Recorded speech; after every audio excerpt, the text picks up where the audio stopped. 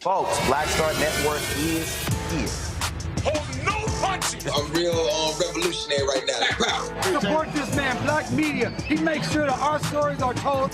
Thank you for being the voice of Black America, Roland. Stay black. I love y'all. All momentum we have now, we have to keep this going. The video looks phenomenal. See, this difference between Black Star Network and Black-owned media and something like CNN. You can't be Black-owned media and be scared. It's time to be smart. Bring your eyeballs home. You dig?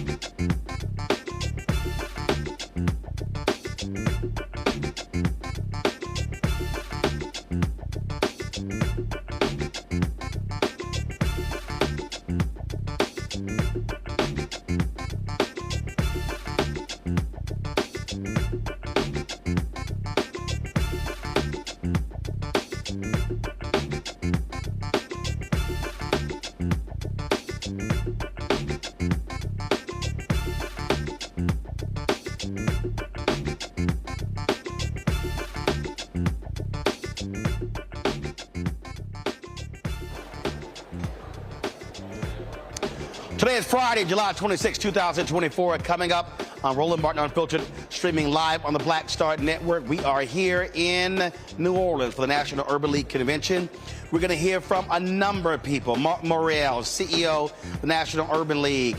Also, David and Tamala Mann, Congresswoman Jasmine Crocket, Tennessee State Representative Justin Pearson, also Hall of Fame basketball player Swin Cash, comedian Cheryl Underwood. Also, we'll talk with Khalil Thompson, who leads Win with Black Men, retired Lieutenant General Russell Honoré, and folks, a lot more. It is a jam-packed show. It is time to bring the funk on Roland Martin Unfiltered on the Black Star Network. Let's go. He's got it. Whatever the miss, he's on it.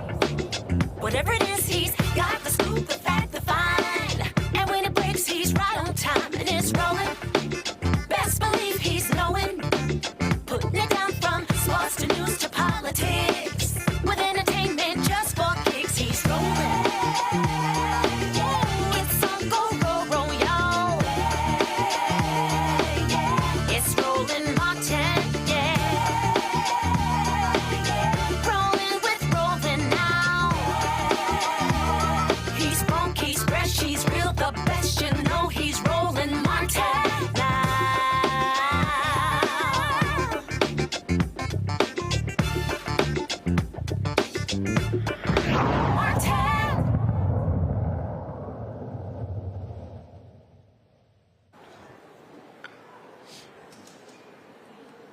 All right, folks, finally, it took long enough. Former President Barack Obama and First Lady Michelle Obama have finally endorsed Vice President Kamala Harris for president. This video dropped this morning on social media at 5 a.m. Kamala. Hello. Hi. Hey there. Oh, hi, you're both together. Oh, it's good to hear you both. I can't have this phone call without saying to my girl Kamala, I am proud of you. This is going to be historic. We called to say Michelle and I couldn't be prouder to endorse you and to do everything we can to get you through this election and into the Oval Office. Oh, my goodness. Michelle, Barack, this means so much to me. I am looking forward to doing this with the two of you, Doug and I both, and getting out there, being on the road. But most of all, I just want to tell you the words you have spoken and the friendship that you have given over all these years mean more than I can express. So thank you both. It means so much. And we're going to have some fun with this too, aren't we?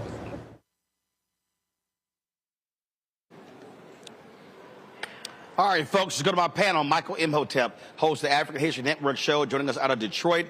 Matt Manning, civil rights attorney out of Corpus Christi. Killa Bethea, communication strategist, normally out of D.C., but she's actually here in New Orleans at the National Urban League. All right, let's get right into it. Kelly, it took them long enough. Now, all these black folks been mad at me on social media. Oh, it's strategic. You don't know what they're doing. No. Obama came out praising President Joe Biden on Sunday and called for an open convention process. Then you see these stories by saying, well, they didn't want to put their thumbs on the scale. Well, hell, President Clinton, Hillary Clinton had no problem endorsing. So I'm sorry. I get all that. Damn that. This endorsement should have happened a lot earlier.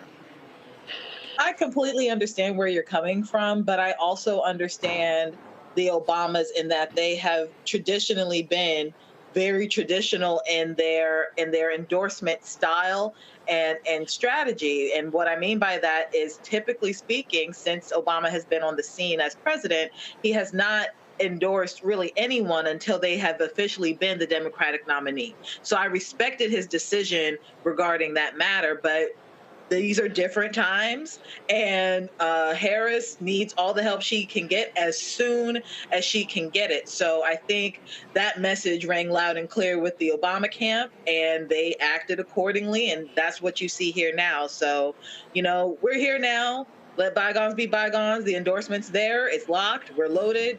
Let's just go. You know what? I get it. I get the whole traditional thing here, Matt, but ain't nothing traditional about this race. And I just think, as all the potential, potential candidates begin to endorse her, fine. After that all happened on Monday, this should have came on Tuesday. And you saw what happened by the afternoon on Monday, I believe. Even Nancy Pelosi had to endorse Kamala Harris. Yeah, but I mean, frankly, I think that's kind of much ado about nothing. I think they've made their endorsement. I think the Democratic Party has to approach this, differently than they would in a normal cycle. However, the Obamas are leaders in this party, and as long as the endorsement came early enough for it to matter, which is now, I think it's enough. I don't know their reasons for withholding that. I did see in the chat somebody said they were calling for an open convention. That may have been their position originally, and that position may have changed, but I did read in preparation for the show that they've got a long relationship, I think 20 plus years. There were times where she supported them when he was running for president. He supported her when she was running for attorney general. So rather than guessing, I would say I'm glad they made the endorsement, and I think that that's going to continue to buoy her and her progress forward. Well, that's my point, Michael. If you got a long relationship, damn it, you should have been a lot quicker. Well, one thing I've learned about politics, Roland, is that everything doesn't happen the way you think it's going to happen or on the time frame it's going to happen. People, Sunday, people were saying, Senator Schumer and Minority Leader Hakeem Jeffries didn't endorse. And then I think it was between Tuesday and Wednesday, they endorsed. They said, Nancy Pelosi didn't endorse. Monday, Nancy Pelosi endorses. Then we see here the Obamas endorse in a rather dramatic fashion because it's part of a campaign ad. So now I think it's also important to understand there was bad blood between Obama and Biden, because Biden felt Obama was trying to push him out. And yeah, you did have people, and I think Obama was one of them, who wanted an open convention, things like this. But what happened Sunday, I think Joe Biden really boxed some people out, and I think Joe Biden really changed the game on his way out, because 20 minutes after he announced on Sunday, after he announced that he was dropping out of the race, he then endorses Vice President Kamala Harris. She spends 10 hours on the telephones on Sunday calling 100 people, locking in delegate votes. So then all the people who were saying, okay, we need to have an open convention, that's out the window, because between Monday and Tuesday, she locked up over 2,500 delegates, pledged delegates. You need 1,976 for the nomination. So now the whole game changed. So even some people who said they want an open convention, they had to concede. So this is good news. This is politics. And it's game on. Bring it. Well, again, glad they finally did it, and I think you're absolutely right. She had it locked up definitely by Tuesday. Things are rolling in Monday. I'd rather be at the front of the train than the end of the train. I'm just saying. So I think it could have came sooner. Fine, they finally got it. And I certainly hope they're going to be aggressive on the campaign trail, out there campaigning Vice President Kamala Harris. But here's the deal. The reality is, Kelly, the momentum. See, this is why I love when regular, ordinary people start taking over. Guess what? The politicians had to catch up. Win with Black Women Call on Sunday, $45,000, $2 million raised. Win with Black Men, $54,000, $1.4 million raised. Then Tuesday, you had 3,300 Latinas on the call. You had 2,500 South Asian women on the call on Wednesday. Nearly 200,000 white women on the call last night. It raised $8.5 million, may hit $10 million. Now you got, of course, you got Black gay folk on the call today. You got Gen Z on the call. You got the Howard folks on the call. You got Michael Skolnick doing white dudes for Harris on the call as well. And so this is awesome, because this is not driven by the campaign. Yes, Biden made the decision not to run. He endorsed Kamala Harris, but this is the excitement of people. And that's why I said yesterday, James Carville, shut the hell up about all Democrats, all elated, that's going to go away. No, you ride the way. What did Martin Long say? You ride this sucker till the wheels fall off. That's what you're supposed to do. It is what you're supposed to do. And I see the momentum, and all I can say is I hope that it continues to move, because that's always the point of contention when it comes to Democrats and our plight to get things moving, when excitement can fade. So I understand what you said about the other guy who thinks that it's going to die off. I don't think it's going to die off. I just want, people to be cautious and keep going, be disciplined in the momentum to keep going. It's not like we raise all this money and we're done.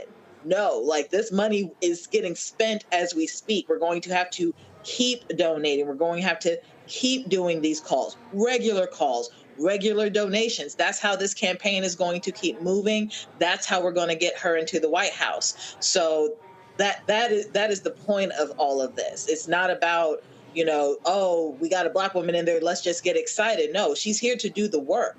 And we need to put money behind her so she can get into the position for her to do the work. Roland? I don't want cautious. I want folk going hard.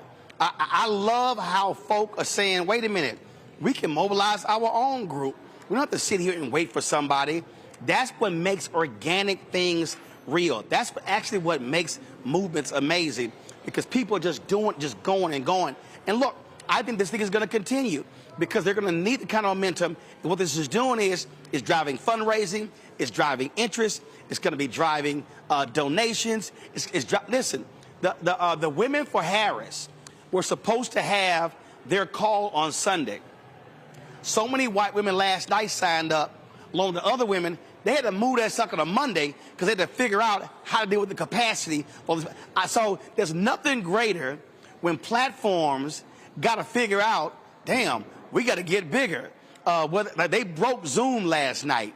All these platforms are now like, damn, we got to increase our capacity. We're going to hear from Khalil Thompson a little bit later, Win with Black Men. So they've already told Zoom, yo, y'all need to be prepared. We might have upwards of 50,000 people on Sunday for our weekly call. That, to me, is what I think is about great organic moments. I think you're 100% right. I love that you mentioned that. And I think that's terrifying, the Trump campaign. I think that first call with Black women had something like 47,000 women within, like a few hours, if I remember correctly. I think it was the same day as the announcement. I saw many women that I know posted. Yeah, it was Sunday night. Sunday night, yeah. So, I mean, it's a beautiful thing, and I'm glad that it's going to turn into this momentum, or is already this momentum, and I'm sure that momentum is scaring the Trump campaign, because you already see him equivocating about debating, and I'm not going to do it until there's an official nominee. Well, I thought, homie, you said you wanted it anytime, anywhere, right? So I think that they're running scared, and I think that mobilization has really shown what the energy is looking like right now. In fact, I think her TikTok page now has something like 1 million followers within a very short period of time. Nope. No. More than that? 2 million. 2 million. 2 million. I saw it on CNN last night and it said 1 million. But in any event, that's extraordinary growth in a very short period of time. So I'm excited about the excitement. And I think that shows that this is something that we were talking about on the show, whether there was kind of a latent excitement that hadn't come out yet because of Mr. Biden still being in the race. We all had different opinions on whether the propriety of him getting out or staying in, but there was obviously an energy that was waiting to burst forth, and it has come forth, and people are really, really supporting Kamala Harris. I'm glad to see it. I think last night the Bison PAC had a call and raised something like $200,000 in a very short period of time. So I'm glad to see the mobility, and this shows what we can do as people when we really put it on our back and get to it. Well, I'm going to tell you right now, the energy is amazing. Folks are jazzed up. And Matt, yes. Michael Matt said something I think is important. When he said the Trump folks should be scared, and they should be, because the one thing that you don't want, and the polls are already coming out. Swing state polls are already coming out. Gap is being closed. Harris is actually up in 2 of the 3 states. And so what you never want your opposition to get knocked down and then get up, meet the A count, and start swinging back. And so they're now in a free fall because you got crazy J.D. Vance. All of his nutty stuff is coming up, saying how he wants parents to pay lower taxes. He doesn't believe that people who don't have children should be participating in the electoral process. And first of all, y'all don't look at us. You the fools who didn't vet that idiot. Mm-hmm. Exactly. So there's a number of things here. First of all, Roland, I was on the Win with Black Men call Monday night. Thanks so much for putting it together. I also donated. I was one of the 20,000 African-American men on the call. I shared the information on my social media platforms. The one suggestion I would make is for the next one, Roland, have some Sigmas on talking, like somebody like me, okay? Because I ain't seen any Sigmas. But, I'll forgive you this time. First of all, let me be real clear. If we throw a rock, we can hit an alpha in leadership. Don't blame us for that. And we can't throw a rock and hit a Sigma in leadership. Oh, Roland, you get his Sigma now, leadership as well. Michael. Now, Michael, it ain't that many Sigmas in leadership compared to alphas. You can talk to Sigmas that you have on this show dealing with politics, like myself, okay? But let's continue. That's one. That's one. It only takes a few of us. Okay. To rock this badass stuff. That's all you need. All right. Listen, don't hate. Don't hate because alphas rule. You need to finish your little comment because all you're doing is embarrassing yourself. No, come on. I'm gonna make it live. But so you talk about enthusiasm. When I was in sales decades ago, 20 years ago, we had a saying, enthusiasm is contagious. What we're seeing now, I was looking at an article from TheGuardian.com today that was interviewing Gen Zers, and they were saying they were not going to vote in this election for president, but now that Vice President Kamala Harris is a candidate for president, they are engaged and they're going to vote. And this causes people to actually study policy, to understand how policies impact them. What happens in Washington, D.C., how it impacts you on the ground level. And people want to get engaged, want to get involved. And this reminds me also of the modern day civil rights movement, where, contrary to popular belief, Dr. King was not the leader of the modern day civil rights movement. You had grassroots movements, you had other organizations as well. So you had people organizing at the grassroots level in the modern day civil rights movement, as well as today. But J.D. Vance is scared. Donald Trump is scared. The Trump-Vance campaign already said a few weeks ago that J.D. Vance would not debate Vice President Kamala Harris in the vice presidential debate. Okay, now you have Donald Trump backpedaling, and the reason why he's backpedaling is because criminals are usually afraid of prosecutors, and she is going to prosecute the hell out of Donald Trump, and he knows it, and he's scared, and he should be scared. So we're in it to win it. Is Harris and whoever she picks as her nominee, but we have to mobilize, engage like never before, because this election right here is the most consequential election since the 1876 presidential election that brought about the end to Reconstruction. So this is about life or death. Yep, and I'm glad you mentioned Dr. King. He was an alpha. All right, y'all, got to go to a break and come back. Gen Z is having... Williams was a Sigma. Gen Z, you don't want to start. You don't want to start. You do not want to start. The roll call is too deep, son.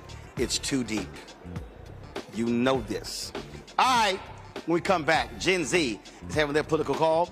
We'll talk to them next about that right here on Roland Martin Unfiltered on the Black Star Network. Hatred on the streets, a horrific scene, a white nationalist rally that descended into deadly violence. White people are losing their damn minds. As an angry pro-Trump mob storms the U.S. Capitol, we're about to see the rise of what I call white minority resistance.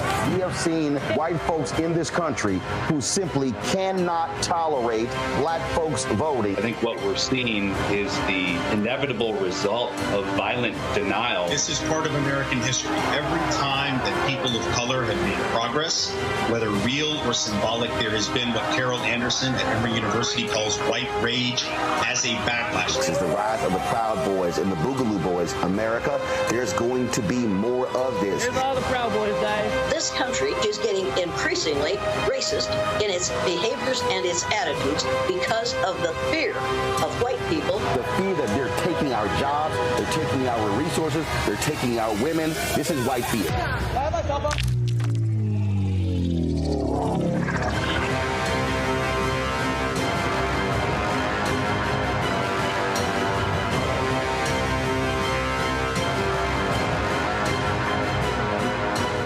Hello, we're the Critter Fixers. I'm Dr. Bernard Hodges. And I'm Dr. Terrence Ferguson. And you're tuned in to Roland Martin Unfiltered.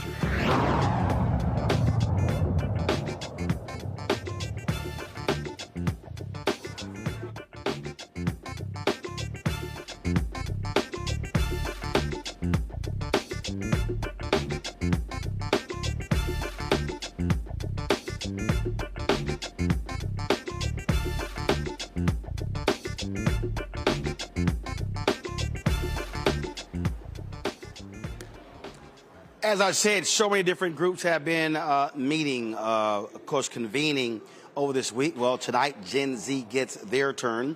Some 8 million young voters are going to be will age into the electorate in this year during the diverse, politically active generation. The largest generation of voters, eligible voters, are millennials in Gen Z. The question is, how are they going to use their power? Tyler McMillan is the co-founder of Youth Never Let Up Coalition, is here to talk about this Gen Z Now mass electoral call, which will be starting in about 30 minutes. Tyler, glad to have you here.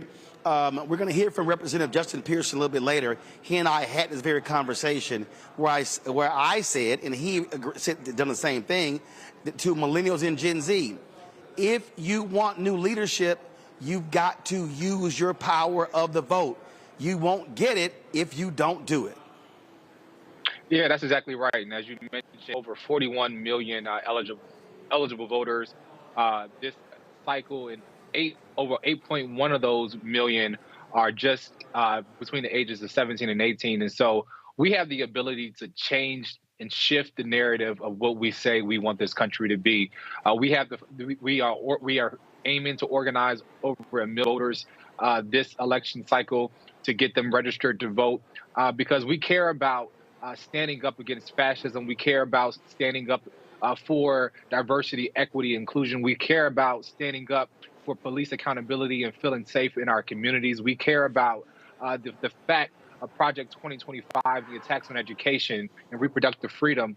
We care about the futures that we live in, and there's no future for us if we are not in the conversation and at the table and at the ballot box to choose who is going to push forward to that next level. And look, there's so many different issues. Climate control is one of the issues. Gun control is one of the issues as well. And again, I just think it has to be constantly repeated that you got to be in the game. You can't complain about old candidates if, again, you aren't voting. And again, the numbers are there.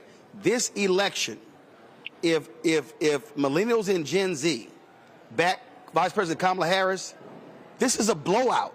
It ain't even close in these states. Exactly. As I said, we're just trying to energize young folks to understand our power and to understand, if we want to see change, we have to be the change. And that starts at being at the ballot box. It is a tool in the toolbox to get things done. I always say, this system was built, not to work for us, but we participate in perfect systems to make it perfect. And voting is a way that we can help shift the narrative and vote progressive folks into place so we can pass landmark legislation that agree with our values. The Civil Rights Act did not come over time. The Voting Rights Act did not come over time. The Fair Housing Act did not come over time, but it took work and it took folks being able to elect folks into office who agree with our values and our beliefs. And I feel like we got too much to lose at this election. We got two candidates, we have candidates from Donald Trump who clearly says who he is and has shown us who he is. And on the other end, we have Kamala Harris, who has shown and proven herself as a leader in this space and as an ally in this space who cares about our shared values and our shared beliefs. And so I think that the question is really clear of who we should go with and which way the tide should turn. It's the fact of hope over fear, and I think young people are pushing for hope, and I hope that we show that in November. Questions for Tyler. I'll start with you, Matt. Yeah, so the question I have is I heard yesterday a data point that I haven't been able to vet, and that is that 20 million baby boomers died since 2020, I think was how it was framed. My question for you is, what is the number, if you know it, of new voters who are in this Gen Z block that will be going to the polls for the first time? So not the percentage of all voters who are Gen Z, but what percentage are new voters? And what percentage of that, if you've seen any polling, is expected to be attributed to the Democratic nominee? Yeah, definitely. As mentioned, there are over 41 million eligible Gen Z and millennial voters. And like I said before, 8.1 million of those are between the ages of 17 and 18. And so understanding the power of the electorate and what we have. And I think, as we look at young folks and we see where we stand on issues, we live in a very progressive mindset of where we see things, from climate to how we see, policing should be ran and how our schools should be ran. We have a more progressive way of how we're thinking. And so I definitely agree that the tide is turned towards the party. But I also have to say that young people have not necessarily, arrayed themselves to a political party or to a particular side, but young folks care about their issues. And I think as we look at the candidates where the issues are aligned, well, we see which side is on the right side of history as it relates to the issues that young folks care about. Kelly.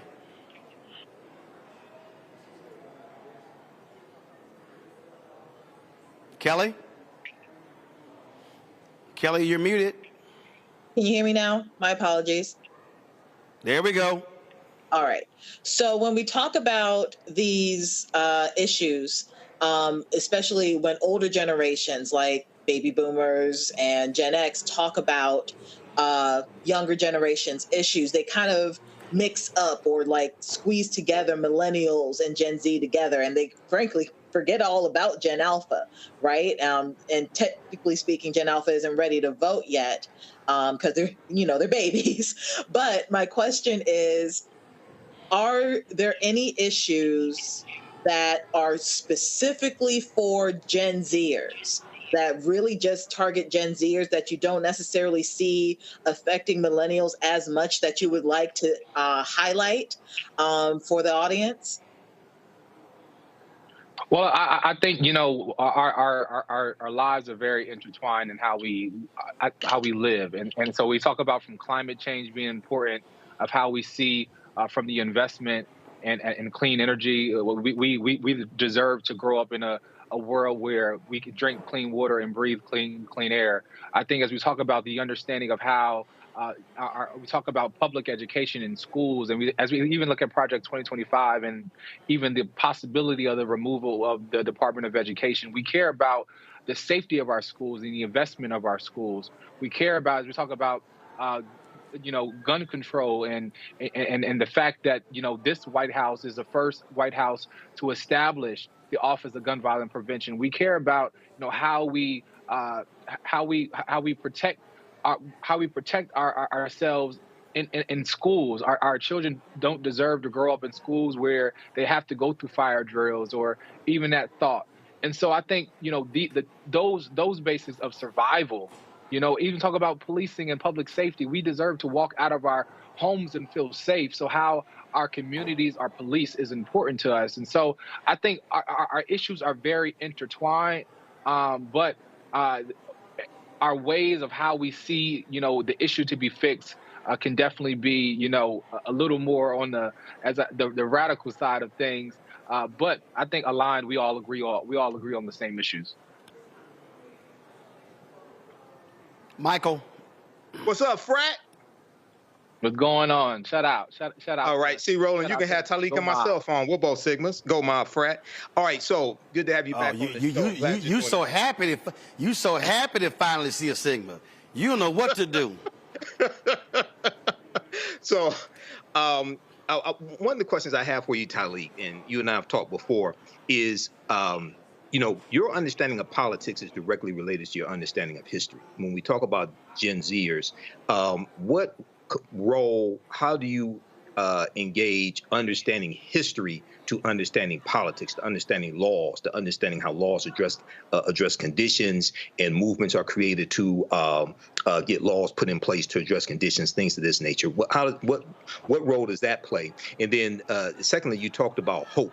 One of the questions I have is what are some sources that you give Gen Zers to find out about policies that actually get passed and how those policies impact you? Because a lot of Americans don't really know about the infrastructure bill, the Inflation Reduction Act.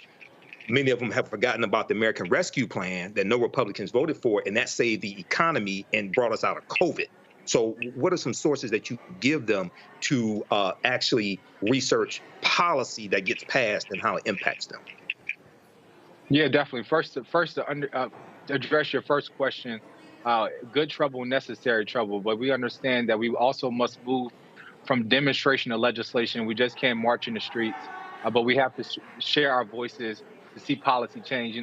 Reverend Sharpton used to always tell me, if we just go outside and march, we with no purpose, then we just going outside to exercise. We're just not in the business of walking around. And so trying to convey the message that our demonstration has to be matched with legislation, and the fact that that's how we accomplish these things. And I think voter education is going to be really big this election, peer-to-peer influence.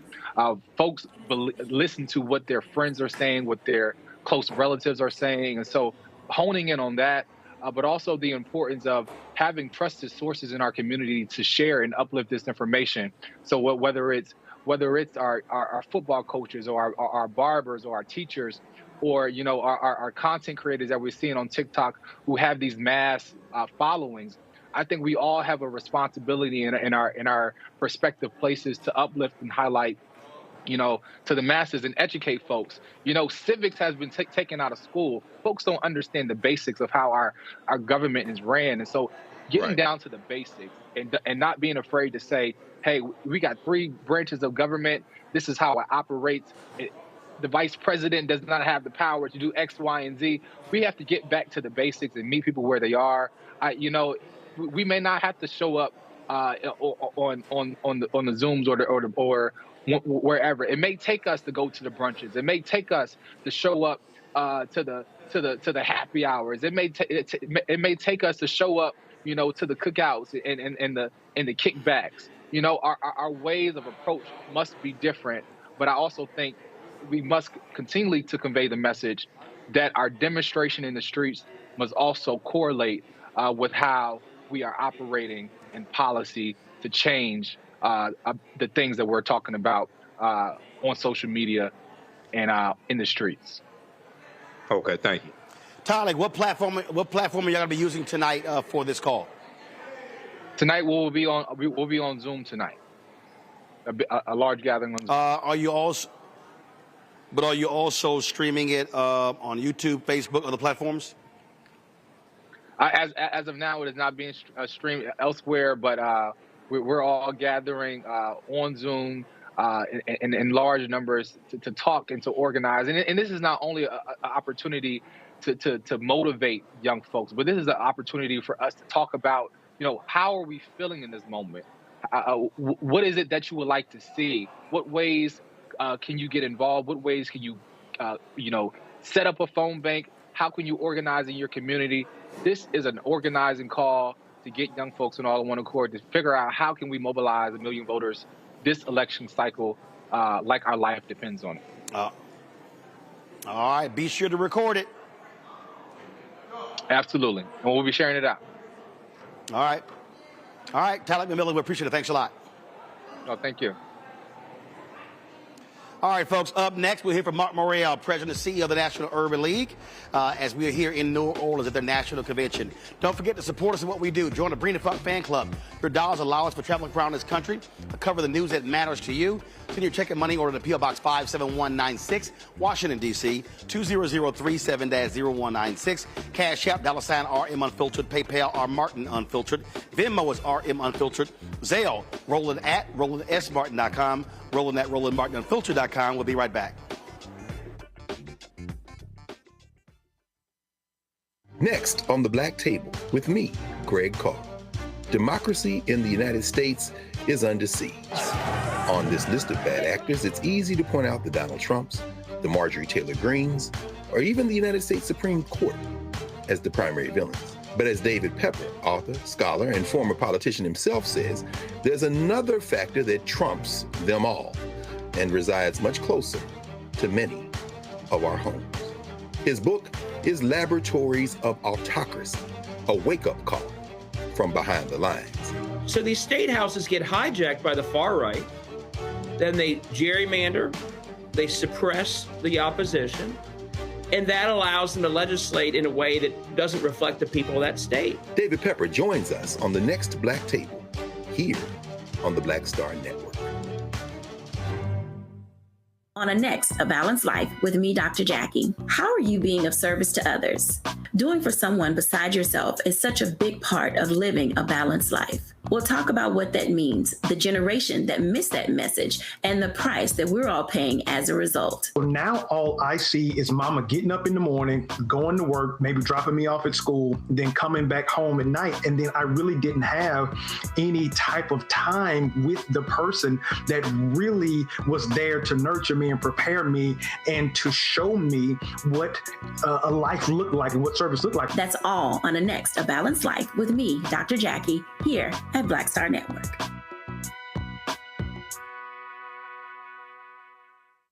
Hey, yo, what's up? This is Mr. Dalvin right here. What's up? This is KC. Sitting here representing the JODECI. That's Jodeci. Right here on Roland Martin Unfiltered.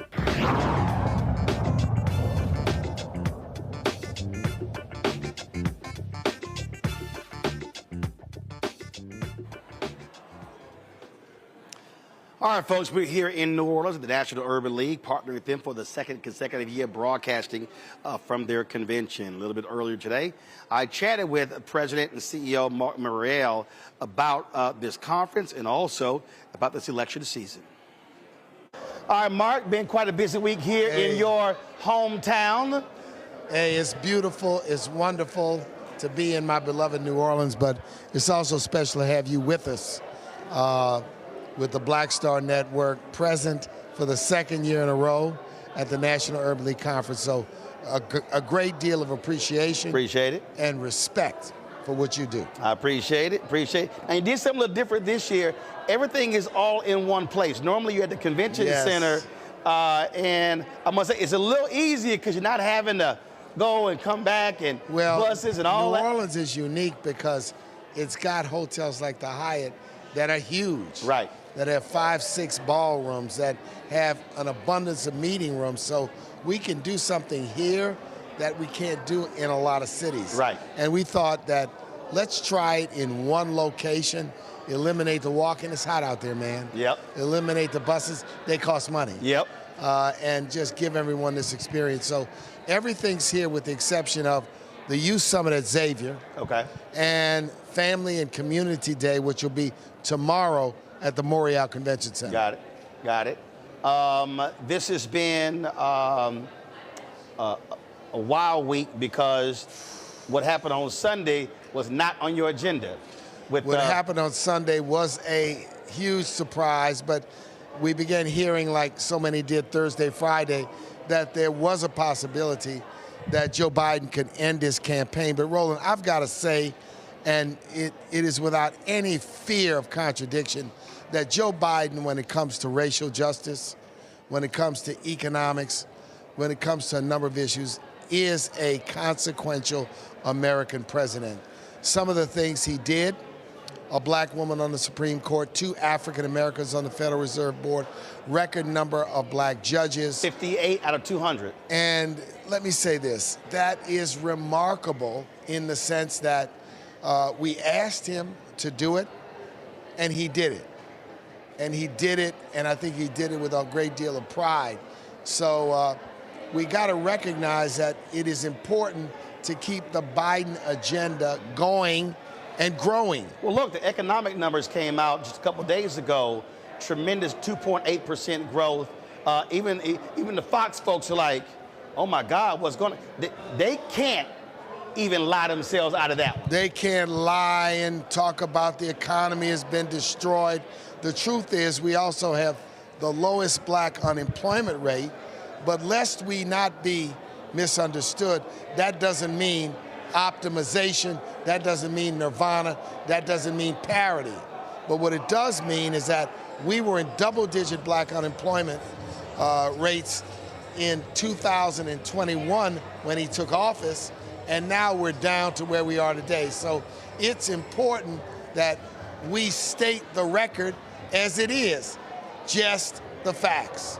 Absolutely. And not only that, when you look at what's happening, when you look at how these Republicans are calling Vice President Kamala Harris a DEI hire, we see the attacks happening in corporate America, how these conservatives are leveraging their people to force these companies to back off of their commitments.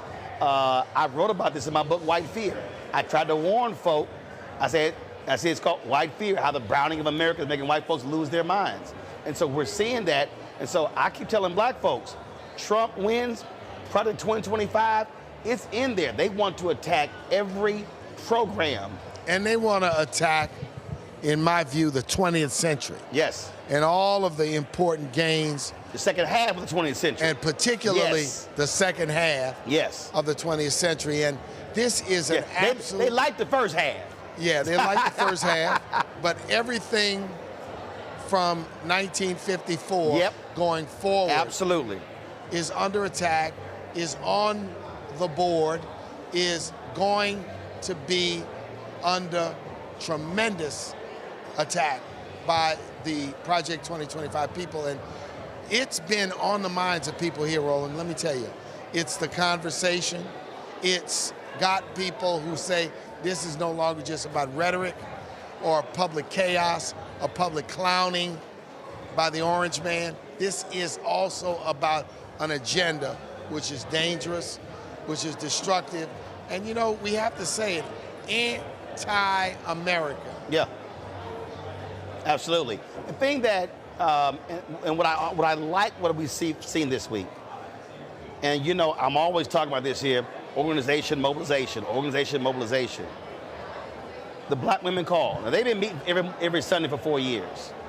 The 54,000 black men on Monday, 3,300 Latinas on Tuesday, 2,500 South Asian women on Wednesday, the 200,000 white women on Thursday. Now, Michael Skolnick and white men are mobilizing, black gay men, Gen Z, Howard graduates, all these groups. People have to understand the only way you can truly affect change, you can't operate as an individual. You've got to mobilize people to put pressure on systems. And what's powerful about what's happening is it's self-initiated. Right.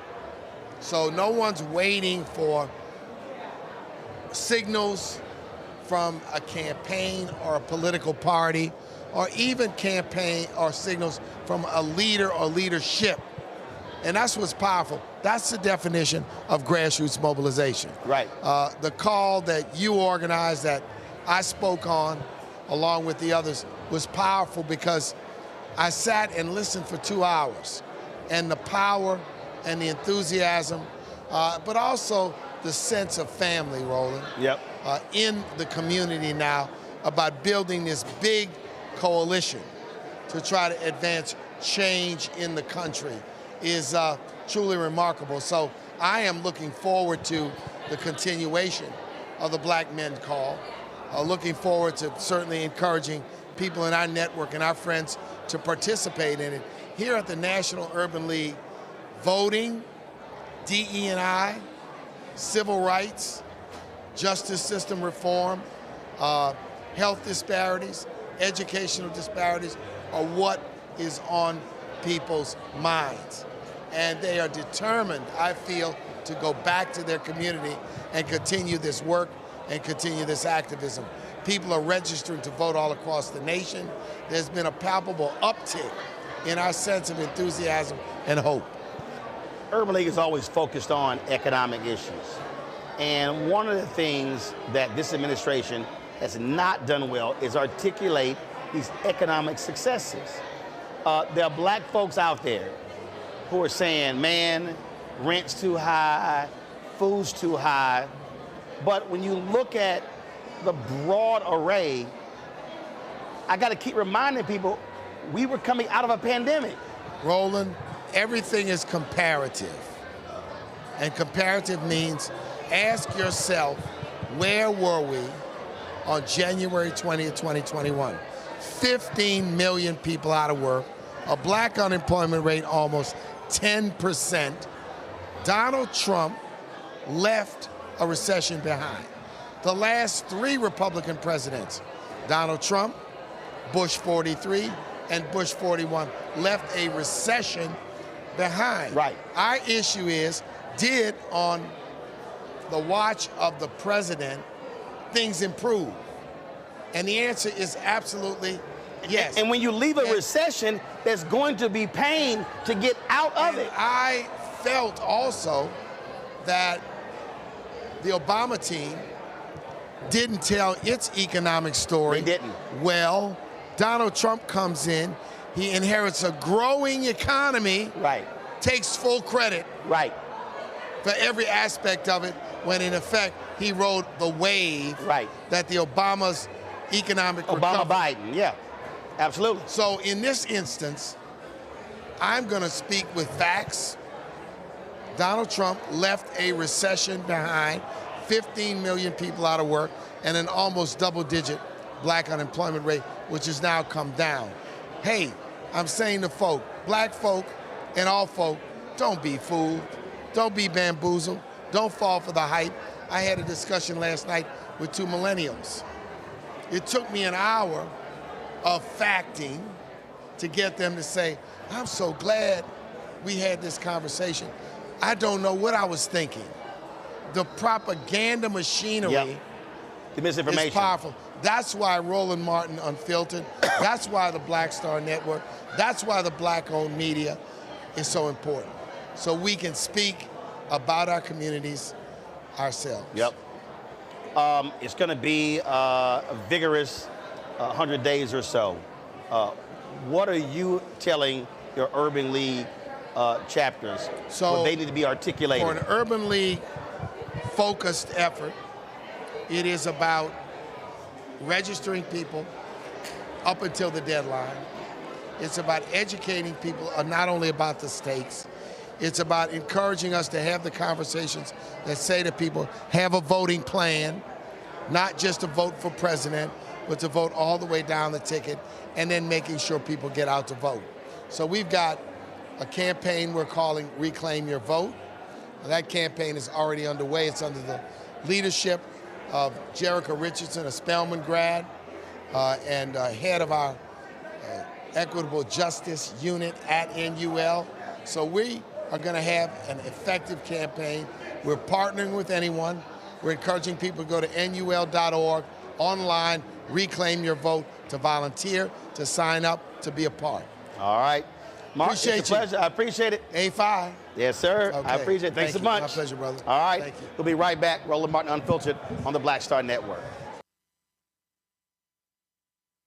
Coming soon to the Black Star Network. I still have my NFL contract in my house, having a case. It's 4 of them, my 4-year contract. I got a $600,000 signing bonus. My base salary for that first year was $150,000. Matter of fact, $150,000. $150,000. That's what I made, $150,000. Now think about it. My signing bonus was a forgivable loan, supposedly. When I got traded to the Colts, they made me pay back my signing bonus to them. I had to give them their $600,000 back. Wow. Yeah, I was so pissed. Because, I try to be a man of my word. I'm like, you, I'll give you your money back. You know, even though I know I earned that money, right. I gave them money back. I gave them $600,000 back. But yet, I was this malcontent. I was a bad guy. I'm about the money. It wasn't about the money. It was about doing right. Because I looked at, because you look at contract. Look at John Elway. John Elway was making $1 million, $800,000. I was making $150,000. I mean, I was doing everything. And I'm like, but yet I was, man, I got so many letters, you so I just play for free and all that kind of stuff. I mean, you don't forget that kind of stuff. Right. That stuff is hurtful.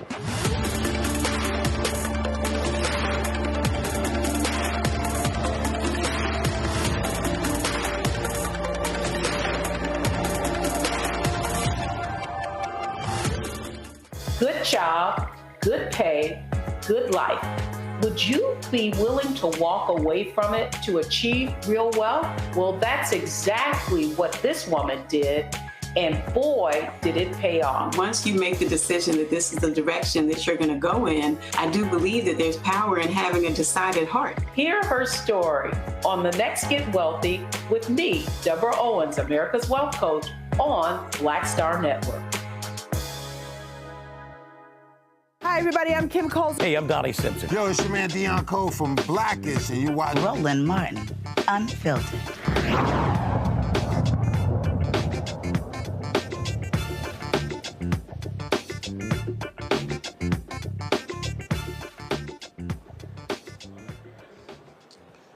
All right, let's go back to our panel. Michael, the point that Marc Morial made there about good economic news.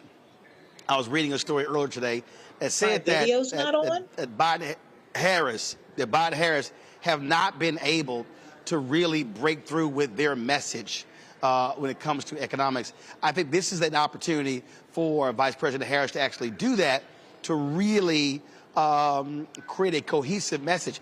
I got one graphic that showed that the manufacturing that has happened under Biden-Harris, we haven't seen this level of new manufacturing in 100 years. Manufacturing jobs, 800,000 manufacturing jobs. Absolutely. We got the news, I think it was yesterday, the economy grew by 2.8%.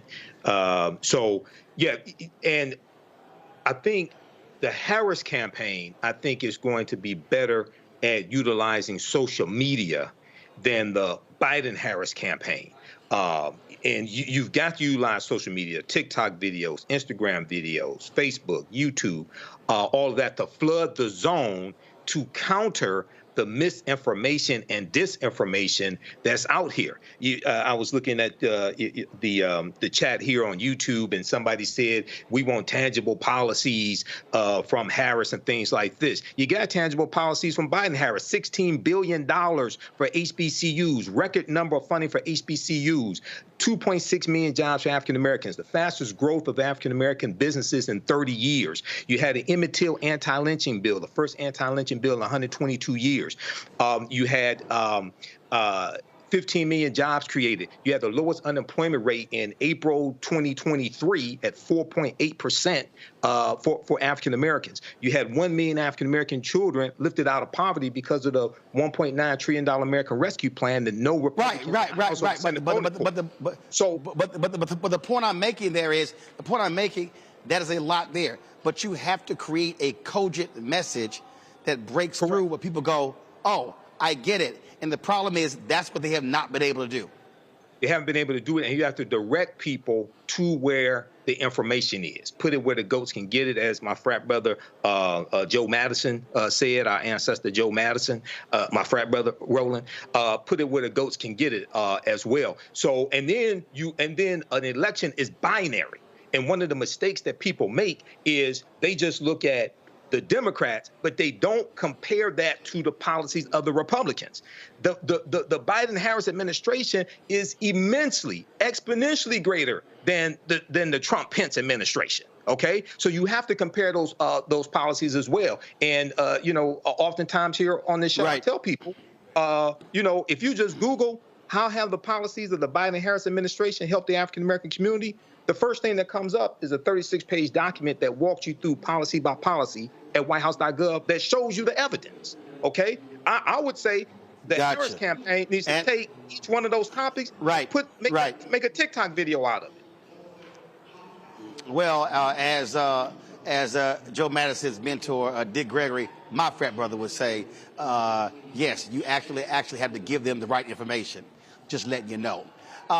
Listen, communication, being able to communicate is a huge part of this. You can't make it complicated, Kelly. You got to make it simple. You don't have time to explain folk in 20, 30 minutes. And so I think the Harris team really has to figure out what that message is going to be, speaking on the economic issues, because people still, yes, all these other things are happening, growth of the economy, all those things, but if people are still being impacted by rent, as I said to Mark, by food prices, things like those lines, that's what they're feeling on an everyday basis. Absolutely. And we've talked about this on your show ad nauseum, that Democrats have to get off of their high horse when it comes to communications and really meet people where they are and start talking in layman's terms, meeting people where they are when they communicate what exactly is going on in the administration. Because, like everybody on the panel has said today and in panels past, the Biden-Harris administration has done so much. And it is unfortunate that it is only communicated in an infographic right now in order to push Harris to the finish line of the presidency. But again, we're here now. Something like you said earlier, I've been at the Urban League conference all week, and Representative Jasmine Crocket was recently on a panel today. And one of her big things that she said that pushed her to the finish line in her campaign when she was running for her state position back in the day was she talked to people experiencing homelessness, and small acts of kindness such as giving them water pushed them to vote for her. She didn't realize that they were registered voters too, and they listened to the issues too, and they voted for her because for the first time in a very long time, if ever, there was a politician who listened to them and actually cared about what they cared about. And those are the types of communication styles that need to happen up and down the ballot, certainly with the Harris administration. we're speaking that into existence, the Harris campaign, right? Where we need to meet people where they are, and we need to listen to them, not just hearing them to hear or, passive aggressive listening. We need to actively listen to what people have to say and incorporate that into our communication styles moving forward. And the reality here, Matt, that is, listen, by having a different candidate with a different style, I think you're absolutely going to see a different type of messaging. We've already seen it for Harris for president. I think you're right. And I think she's at a huge advantage because as lawyers, especially prosecutors who have to prove cases, most of the time, those lawyers are able to effectively, in a bullet point or in short succession, explain to people why their case should be proven. And in this instance, in a policy context, Vicky Kirkendall in the comments on YouTube said basically exactly what I was thinking. I think their messaging not only needs to make it layman's terms and as simple as possible, but that messaging needs to correlate to quality of life issues. I think the most effective messaging is if they say, our policy is X and what that ends up being is X more dollars in your pocket or X other program that you're able to avail yourself of to make your life better.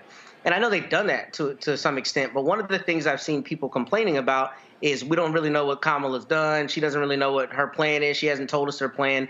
I think the messaging going forward should be as direct as possible, and it should be directly tied to quality of life issues because, as we've talked about on the show before, there's a strange phenomenon in this country right now where a lot of people feel the economy is in much worse shape than it actually is by all objective metrics.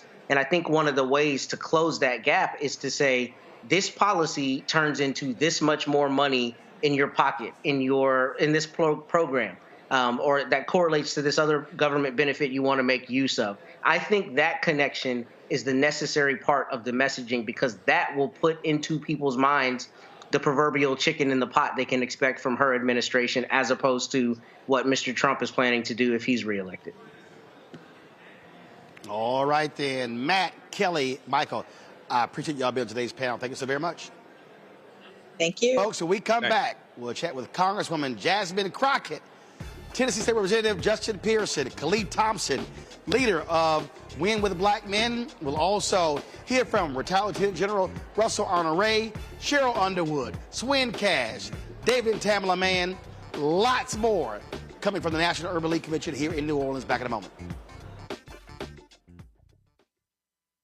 When you talk about blackness and what happens in black culture, we're about covering these things that matter to us, speaking to our issues and concerns. This is a genuine people-powered movement. There's a lot of stuff that we're not getting. You get it, and you spread the word. We wish to plead our own cause.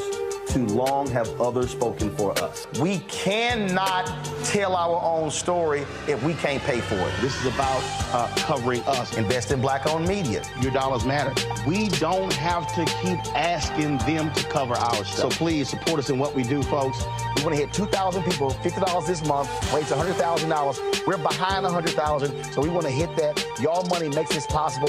Checks and money orders go to P.O. Box 57196, Washington, D.C. 20037-0196. The Cash App is $RM Unfiltered. PayPal is R Martin Unfiltered. Venmo is RM Unfiltered. Zelle is Roland at RolandSMartin.com. Fanbase is pioneering a new era of social media for the creator economy. This next generation social media app with over 600,000 users is raising $17 million, and now is your chance to invest. For details on how to invest, visit startengine.com/fanbase or scan the QR code. Another way we're giving you the freedom to be you without limits.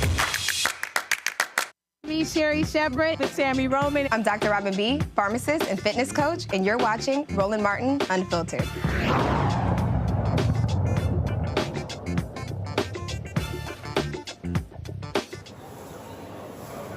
Folks, we're here at the National Urban League Convention as they are getting ready for the closing gala tonight. It is the Whitney Young Jr. Gala taking place tonight. So as you can see, in the ballroom, all of the decorations, they're getting ready for a packed house. And so We are here, literally set up just outside of the room where the closing gala will be taking place. Master P is going to be one of the honorees tonight here at the National Urban League Convention, and so certainly glad to be here. Earlier today, my Congresswoman, Jasmine Crocket, she spoke here at the National Urban League, and we got a chance to catch up with her. Here's our conversation. Congresswoman Crocket, what's happening? Hi. You've been a little busy. Just a little. Just a wee bit. Yeah. So we're racking the miles up. Let's talk about how this campaign has turned.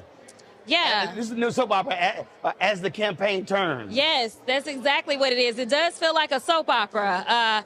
I'm sure when they write the telenovela, yeah, it is going to sound that way. But listen, I think that while we never could have scripted this to happen this way, I think that it is the thing that we needed. I think that we are going to turn this thing around. I appreciate what you did with Black men pulling together for the vice president. Obviously, Black women led the way. Joe Taker was the first one to do it, and we did Black women. We just saw white women break Zoom effectively with over 140,000 women. 200,000. Okay, 200,000. They ended up doing Asian folk for Kamala. They are doing Black queer folk for Kamala. Latinas did Tuesday. Okay, so there we go. So listen, I think that we're seeing the level of excitement that White we've not men are seen. organizing right now for their call. Well, okay, well, praise God. Let's do a little something. But listen, I need people to do more than the phone calls. Yes. It's going to take actually getting out there and doing the work. So I appreciate that these calls have not just been kind of a love fest, but it's been about the money, because it takes money for campaigns to run. But also, it's going to take mobilization. It's going to take conversations. I need those white men not to just show up on the call, but for them to have conversations with other white men. I need those white women that showed up on the call to have conversations with other white women. And listen, I'm not leaving us out of the conversation, because I know that there's still a lot of work to be done in the Black community, but we have to go from taking those calls and make sure that we get into action. We've got 100 days. That may sound like a lot of time, especially as fast as politics has been moving, but that's absolutely not enough time. But it will be enough in the year of 2024, because we are about to have the first woman president of the United States, and Kamala Harris. Well, what I've been telling people is you need to be achieving maximum efficiency every day. Absolutely. What are you doing every day to advance the conversation? Yeah. When we had the text exchange the next day after the call, Win with Black Men normally meets once a month. Yeah. Normally they call. I said, no, y'all not. Y'all doing it every week call. I said, so y'all ain't meeting every quarter, once on the fourth Sunday. Every Sunday, like, okay, exactly. I guess we are. So everybody else as well. This is the moment where, so even if you didn't do any of these calls, you should be mobilizing your 5, 10, 15, 20, your family, your friends, your church member, your neighbors. You don't need permission to do this. No, not at all. No, and that's the point. I need people to realize, and as I've been out on the trail, I used to say, nobody wants to listen to a politician. The most powerful people, the most powerful voices out there are y'all's voices. Like, y'all are the most powerful, because nobody believes the things that I say. They regular and ordinary folk. Absolutely, right? But your mama, your sister, your brother, your cousin, your co-workers, they will listen to you. Your lying sisters, lying brothers, they will listen to you before they'll listen to me. Right. And so I need people to start to recognize that the power has always belonged to the people. The question is whether or not the people will actually flex that power. This is your chance to rise up and make sure that you're heard and make sure that you make a difference. This will be a victory, not for Kamala Harris. It will be a victory for all of us when we win in November. And the thing that I tell folk, you may not have money to give. I've been told several people who were talking, a lot of these billionaire Democrats who were complaining about Joe Biden needing to get out. I was talking to one guy who talks with 12 billionaires. I said, your 12 billionaires may have given 40, 50 million, 60 million, 70 million, but they only got one vote. That's right. I said, him and Kamala won with 81 million. I said, so let me be real clear. You might have money, but you only got one vote. Then I tell the people, you may not have any money to give, but your one vote is just as powerful as that billionaire. That's right. I mean, seriously, it is supposed to be the great equalizer, right? The ballot box. The problem is that Republicans have consistently tried to say we only want certain people to be able to access the ballot box. That is one of the major fights that we are continuously having to wage with the Republicans. Them trying to make sure that we go back to Jim Crow. You know, they've been glorifying it in all ways, and they've been using a black face out front to do the glorifying of it. And I've said Trump's Project 2025, that document is the most evil document since Jim Crow. Listen, it is, as far as I'm concerned, it's worse than Jim Crow.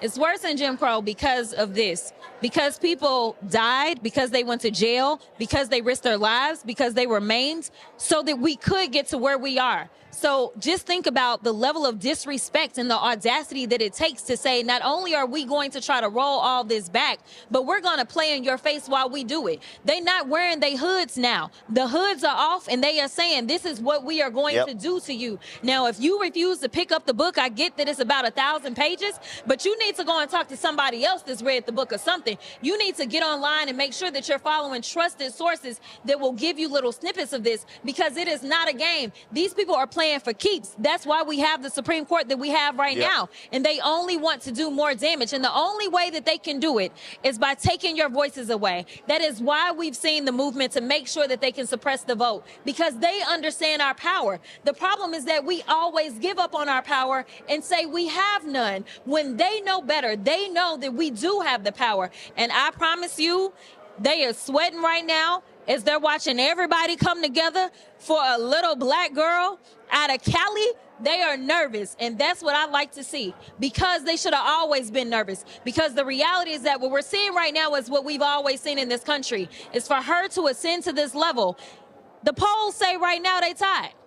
What it takes for a black woman to get to where a mediocre white man gets to is crazy in this country. You're talking about somebody with 34 felony convictions, a whole bunch more cases pending, and he just happens to be born with a silver spoon in his mouth. Versus a black woman who earned every single thing that she got.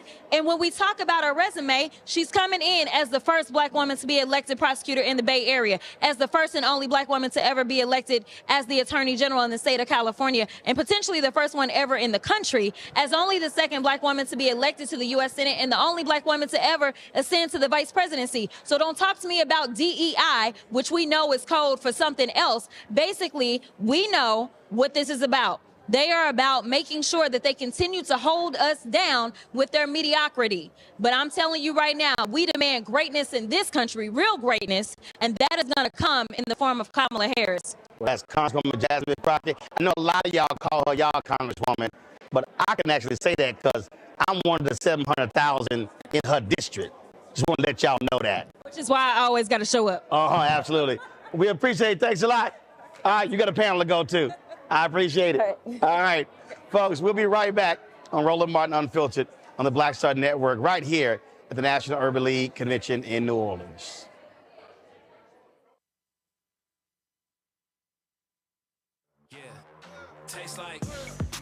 Curl Prep Natural Hair Solutions at curlprep.com. I'm in shock. For curls, locks, braids, twists, and even those wigs and extensions. Women, men, and children are loving this line.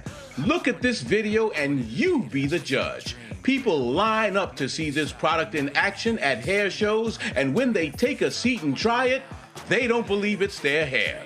Buy the products at curlprep.com. It works on all hair types. Use code ROLAND, that's ROLAND, lowercase letters, to get a 15% discount. Parents, remove the ouch. You will love this system because you can comb the product through your child's hair with your fingers. It's all at curlprep.com. Use code ROLAND, lowercase letters, to get a 15% discount.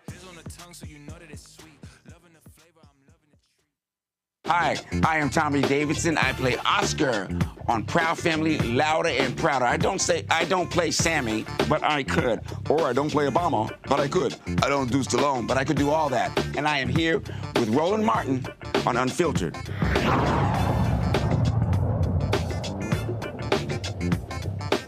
Welcome back to Roland Martin Unfiltered right here in the Black Star Network. We're here at the National Urban League Convention in New Orleans. on Monday, there was an incredible call. We had 54,000 black men who signed up for our Win with Black Men call. That, of course, took place one day after. You had 45,000 sisters who were on the call on Sunday. It's been an incredible week because on Tuesday, you had Latinas who met. Wednesday, South Asian women. Thursday, white women. Friday, you got black gay men. Michael Skolnick is organizing a call for white men. You had Howard folk who organized their call. You had Gen Z organizing their call. This is what happens. I keep trying to tell everybody how black folks are trendsetters and we are tastemakers in this country. Well, one of the co-hosts of that call on Monday, Khalil Thompson, Executive Director of Win with Black Men, he joins us right now. Glad to have you, man. Thank you. Have you been blown away by the text messages and the calls and the response since Monday? Truly. On Monday, my phone stopped working 10 times. I had to start it, restart it, reboot it, put ice on it because it literally was overheating with so much engagement. I had to turn off the filter that we had, showing the feed of people that were coming on. So, no, it is truly a blessing to see everybody being engaged. And see, when I was talking to Holly with Win with Black Women, she was like, look, we just do our call every Sunday. We were not expecting this. And I told her, she said, so how did y'all do? I said, when Mike called me, I said, listen, we're going to do this within StreamYard. We're going to do it on Black Star Network. We're going to push on YouTube and Facebook so people can have access to it. She said, man, we should have called you before, she said, before we did ours. Because again, I remember somebody sent a text. Yep. And they said, man, I hope we have 10,000. And it was like, bro, let's just temper expectations. I didn't say nothing. The reason because I didn't say nothing because I was getting text messages from sisters who were saying, y'all's graphic is showing up in our chats. Really? This was around noon. On Monday. Remember, we dropped that. The graphic went out around 10:30, 11 on Monday. Yeah. An hour later, sister was like, yo, this is showing up in our group chats. We were finding that uncles, granddads, cousins were sharing it just organically, making its way around. WhatsApp chats, signals, text, DMs. People were literally just we wanted that emotion that we felt years ago back in 07, 08. Wanted to find a candidate now that really could speak for our community. And we know Vice President Kamala Harris is going to step up to the plate. She's going to win in November. And I said this on the panel this afternoon. I have a 7-year-old daughter. The reality for her now seeing that the presidency of the United States is no longer something that she can just dream for. Right. It could be a real possibility in her lifetime is a beautiful thing. So check this out, y'all, for everybody who's watching and listening. So the next day, after Phenomenal Monday, we're in the chat. And so, General Honoré, good seeing you. I'm gonna chat with you in a second. So, Deshaun, be sure to let me know when I can grab the general time. So y'all see how this thing goes. So next day, y'all, we're in the chat. And so Khalil says, oh, yeah, so we do our call. Once a month. And I was like, nah. No, bro. We're going to do it once a week. You're going to be doing once a week between 9 and 11. Exactly. He was like, okay. I was like, no. I said, this momentum is heavy. I mean, we were literally, right before this interview, we're on the phone with Zoom to make sure we can expand it to have 50,000 people. We know we're going to go more. We want to make sure we can get as many brothers around the country to join this conversation. Look, it doesn't matter where you sit. Right. Obviously, I know who I'm voting for and who I'm supporting. We want to make sure you have all of the right information. Yep. So when you walk into that voting booth, yes, it's important to vote for president, but I want you to vote for who's going to be on the judicial committees for you, who's going to be your city council member, your school board representatives. You got to start worrying about the lower part of the ticket. Those people effectuate your day-to-day change and influence your lives more than you really realize. From your organizational standpoint, sure. What did it look like before Monday in terms of the calls you did? How many folks would normally be on your call? We would have anywhere between 20, maybe I think 75 was the highest we got. And as you know, starting up, doing your own stuff, paying out of pocket, just trying to get it going. Hey, man, I'll join if I can. I got the kids I'm putting down here. Between now and then, I think there's a text message from Blake every 5 minutes. You got the document together. We figured out the plan. Others are asking what's our policy positions, where we're moving. And this is the type of conversation that we want to have. We want to figure out a way that while I support Vice President Harris and I want her to be my president, I want to make sure that we have a conversation about what it means to make sure black men in the black community are supported throughout her entire process. And you're educating and you're enlightening because, look, cats need information. They don't know. Right. They don't. And they don't understand that you got to check in Ohio that just purged people from the voting rolls. Yep. So that you don't show up on election day or during early voting and you're not registered and you miss the voter registration deadline. There you go. You got to show up and understand what it means that if you're a returning citizen, have your rights been re-enfranchised? Are you good to go?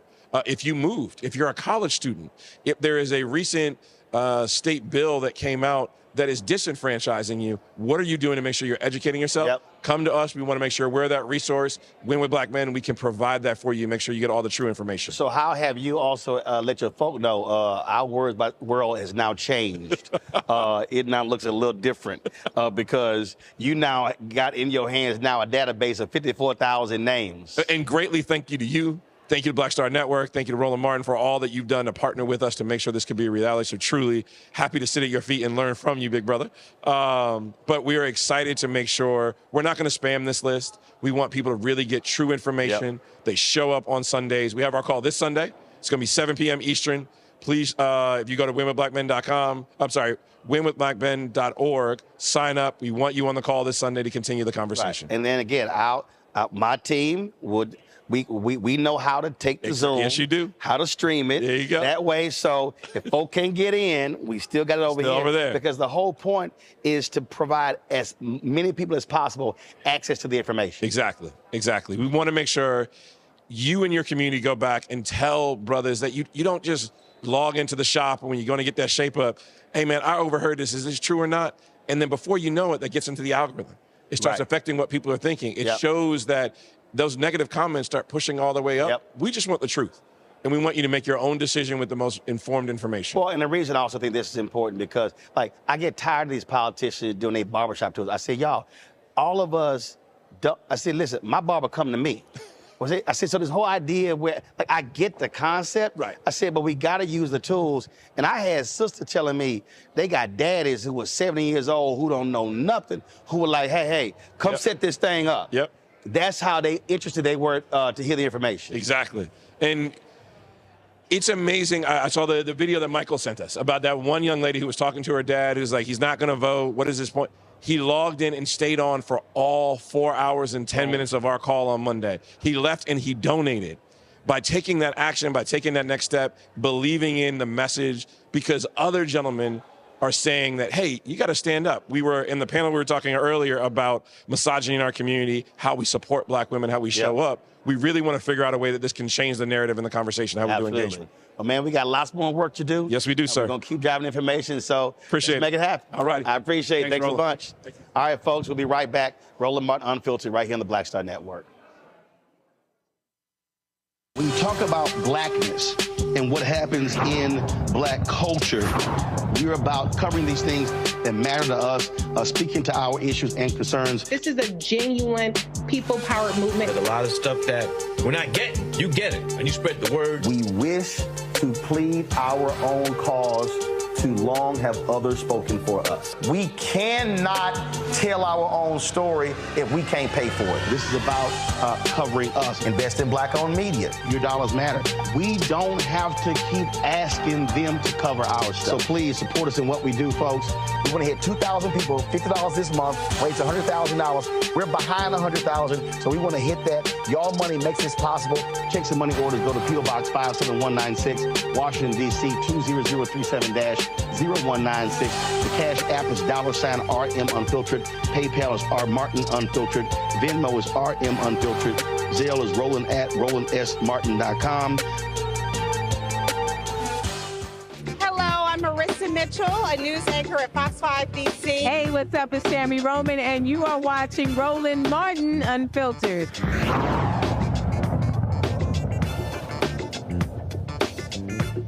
Folks, welcome back to Roland Martin Unfiltered right here on the Black Star Network. We're here in New Orleans, National Urban League Convention. So many folks here presenting, speaking, being honored. And one of the folks right now, you are familiar with him. You've seen him on our show many times. State Representative Justin Pearson out of Tennessee. Always good to see you, my brother. How you doing? Always good to be here. I'm doing fantastic. Man, got to get your thoughts on this. When when the Republicans gave y'all hell, booted you, Representative Justin Jones out. They did not do Representative Gloria Johnson. The next day, Vice President Harris came to Nashville, stood with y'all, really powerful rally. What do you make of just the energy that you've seen from folk in the wake of Joe Biden announcing not re-election and then her assuming the mantle? Yeah, I have not seen excitement like this from the Democratic ticket probably since President Obama in one of the first races, right, in 2008. To have had Vice President Harris come to Tennessee after our expulsion was her making a statement about democracy, making a statement about ending the gun violence epidemic that too few politicians have been willing to do. And so I am on the Vice President Kamala Harris for President train tough, because I understand that she aligns with our values and is going to represent and put our issues first as she continues to do this work and do this role. But the energy from young people, from millennials, from Gen Z, was not there in this way before this announcement. And but I think the energy in so many levels. So, of course, Women with Black Women was on Sunday night. I was one of the co-hosts of Women with Black Men on Monday. Latinas met on Tuesday. South Asian women, they had more than 3,300 Latinas on Tuesday, 2,500 South Asian women on Wednesday. 200,000 white women last night. They've raised $8.5 million.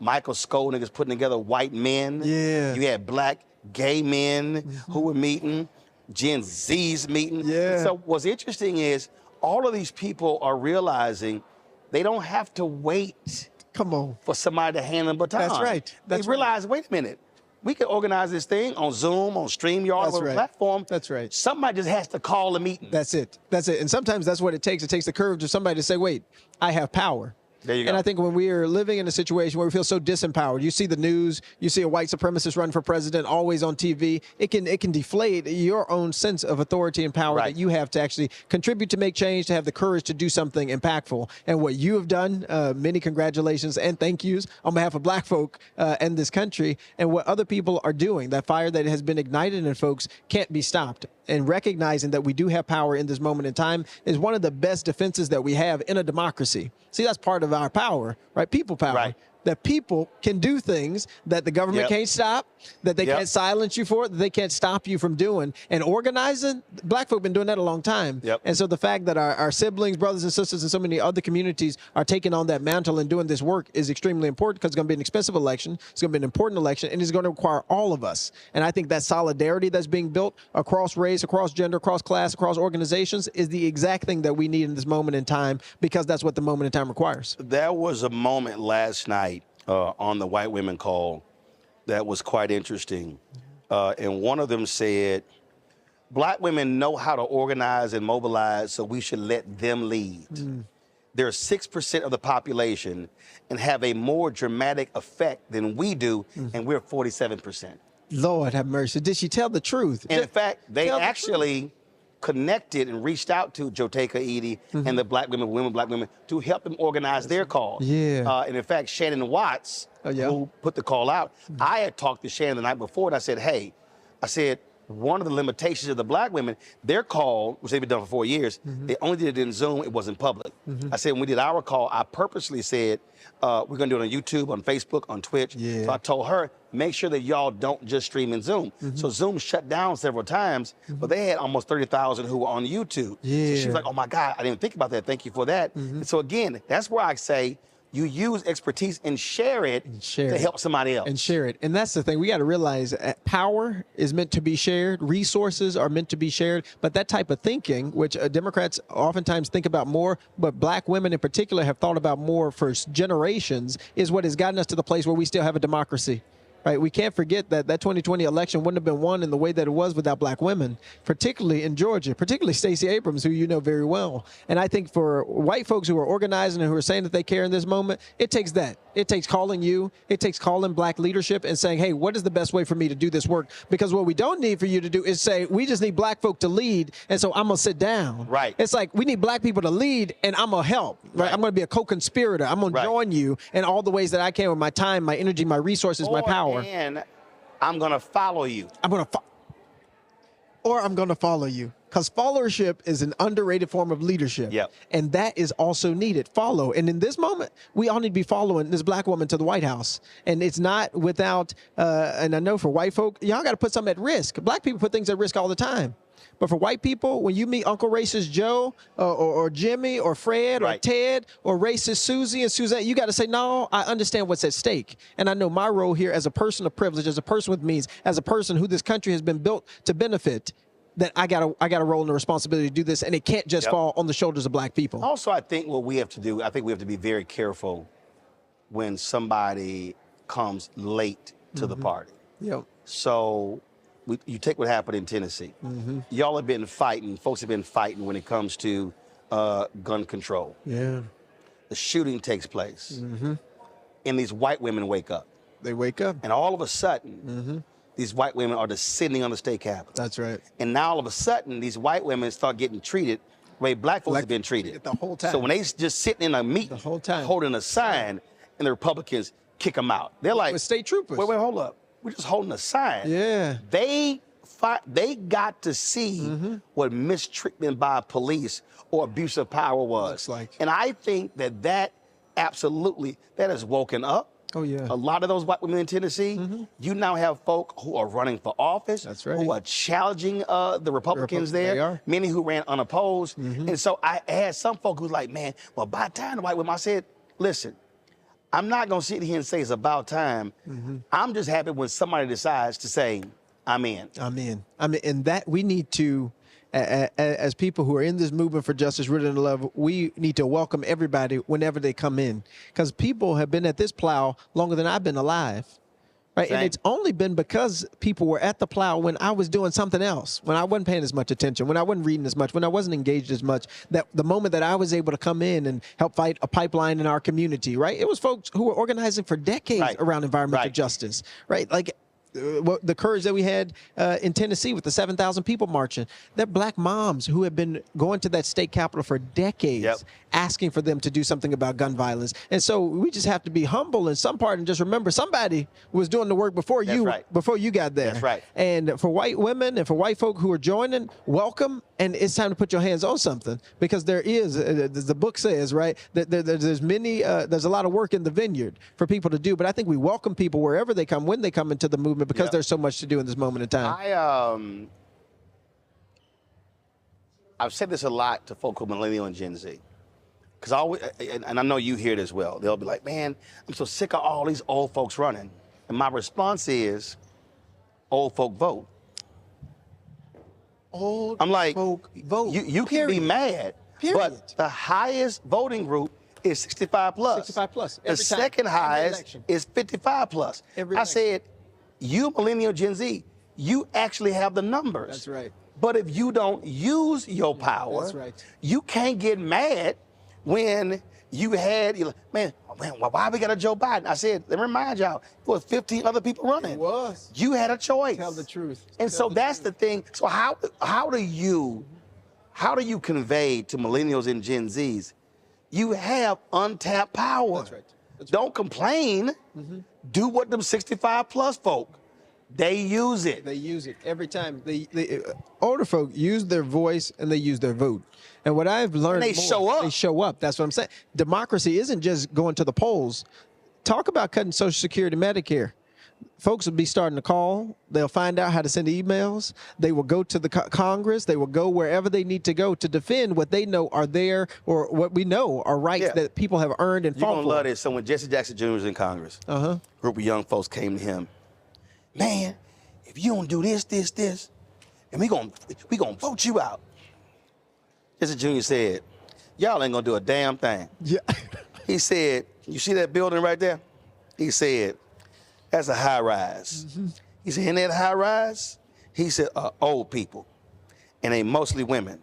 He said, that's what I'm talking to. Yeah. He said, y'all ain't gonna do a damn thing.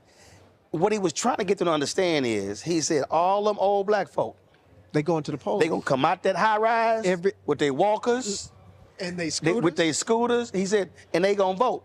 And his deal is, he said, if you want me, that's right, to listen to you, that's right. You gonna have to sit here and maximize your power. That's exactly Listen, right. I know that's exactly when you got stuff, you know who's gonna show up. Right. It's gonna be them seasoned saints. Saints every time. Faithful. They faithful. They faithful. They'll say, if you knock on that door and Auntie Sarah Gladney say, I'll be there tomorrow. Auntie Sarah Gladney coming. Whether her cousin, her nephew, her grandchild taking it, whatever the case is, she going. Right. And she gonna tell whoever in the car, you come on in here too. Right. And as while a I got politician, you. and see, this is the thing, again, I'm not trying to diss millennials and Gen Zs, I'm trying to get them to understand. As an elected official, what you need to know is they gonna show up. They gonna show up. So when you like, hey, I need backup. That's right. You know it's gonna be 50, 60, 70 of them. That's gonna show with up. They gray hair. That's exactly and the right. walkers, and they like, Justin, baby, we here. We hear what you need us to do. I'll tell you, a case in point, when we were expelled, the day we were reinstated by the county commission, it was, a couple thousand people who marched. But, the contingent that I recognized, called my Boxtown contingent. All 65-plus-year-old black women who had their first campaign shirt. A lot of people got shirts after. Right. Had their first campaign shirt on, said, we here. We here. It's that faith. They are faithful to democracy. They're faithful to the cause, and then they are faithful to the people who show up and fight for them. And for young people who I talk to and people in my age group, I tell them it's power. It is about power. Voting is you making a statement about what you believe power should be doing. Do you believe it should be doing something about health care? Do you believe it should be doing something about the environment and climate? Do you believe it should be doing something about poverty? In our state, we gave $2 billion to corporations this past session. Yep. We could have ended poverty in the state of Tennessee this year. And I try to tell people this stuff ain't far off. Right. Like we're in some la-la line. We had $2 billion that could have ended poverty in our state. Y'all, it is whether or not we are going to be politically engaged or we're going to be legislatively annihilated. It's just two options.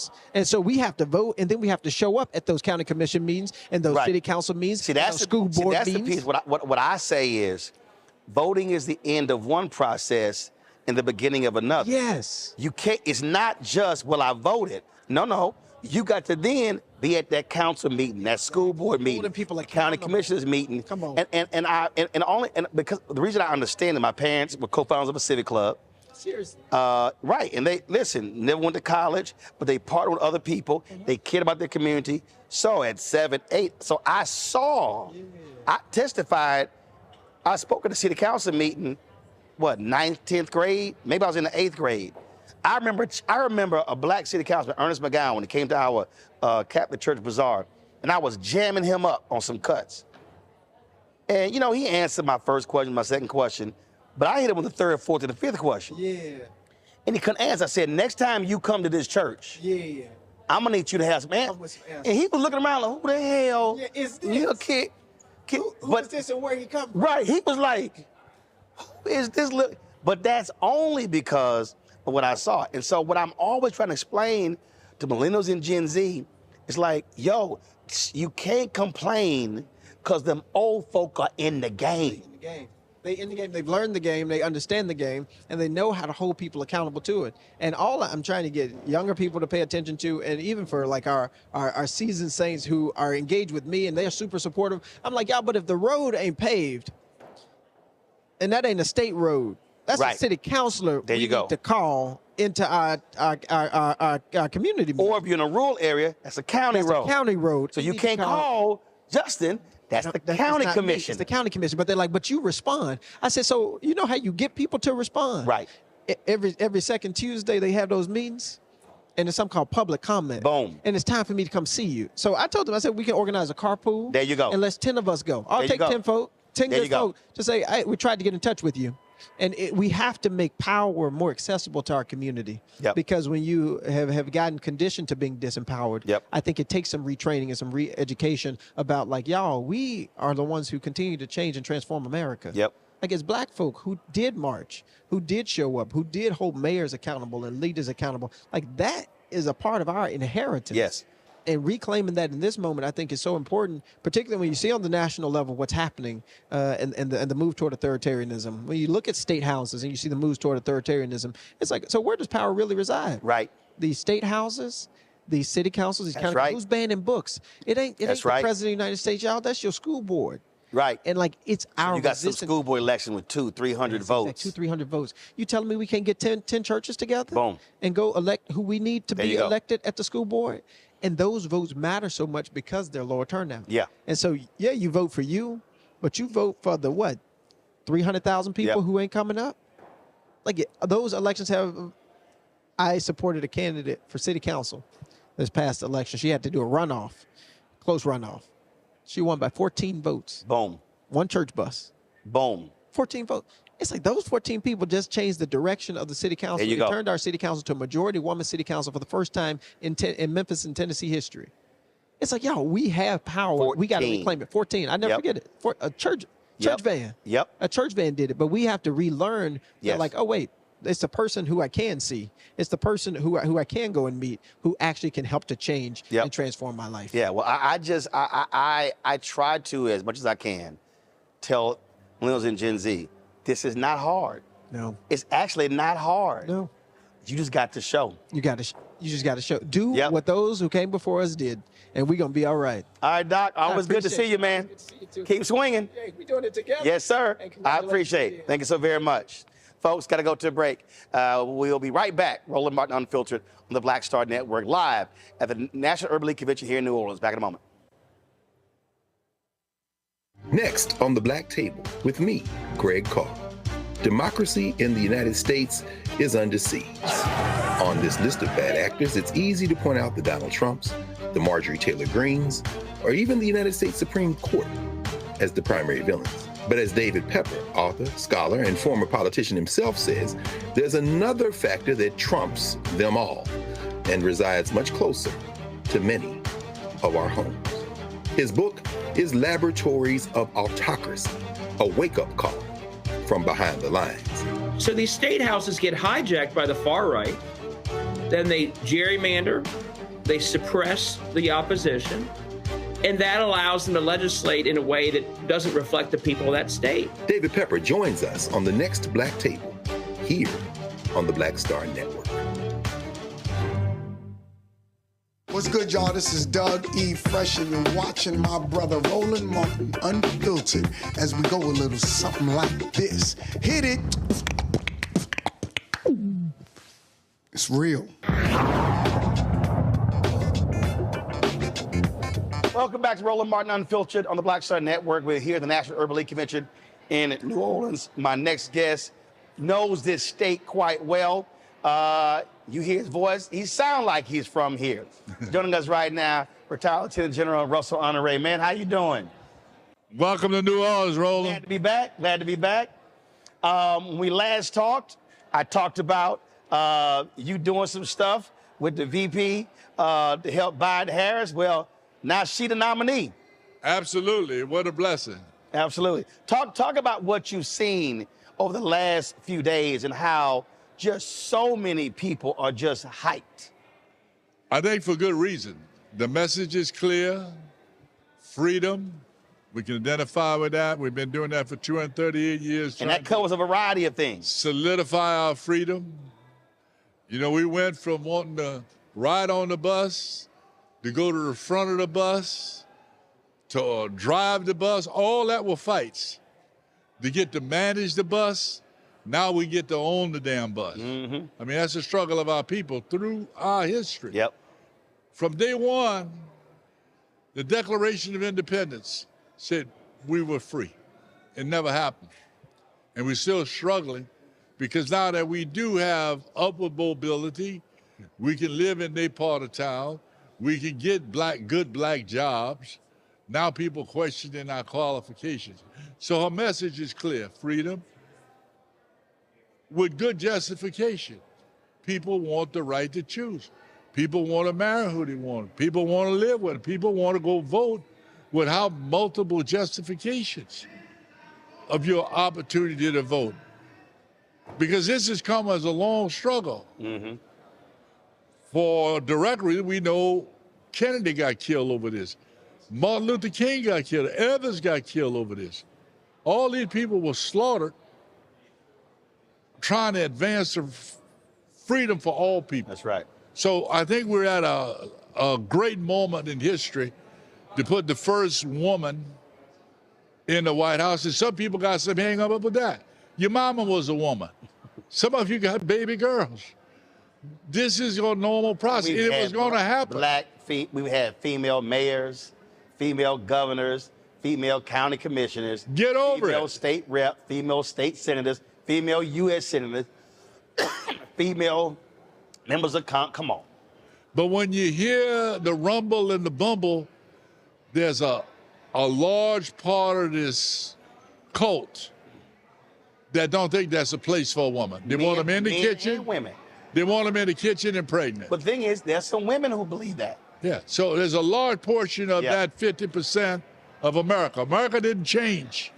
They didn't change when the previous 45 was in office, and they hadn't changed yet. There's a large part of this population through ideology, religion, old last century thinking that there's no place for a woman, and we've got to get past that. It was a woman that taught me how to read. My mama was a woman, and until I got to be a junior in high school, I had never seen a man teaching. All my teachers were women. One of the things that I've always liked about you, look, you cut right to the heart of it, you shoot straight. When you were sitting here with Hurricane Katrina, you came right in and was like, hey, to the point. And what I like about what the vice president is doing, it's a message of clarity. Right. And she's not backing down. She's taking the fight to Donald Trump and to the Republicans. And that's to me, that tone, that posture is important. Confidence is important. I don't know nothing about politics. I normally say I don't know jack S about politics, but to respect the audience, but which I don't. First of all, we cuss on my show. Don't worry about it. You good. I don't know jack shit about politics, but I know how to win a war. Right. You win a war with good organization, with good logistics, good motivation, and good communication.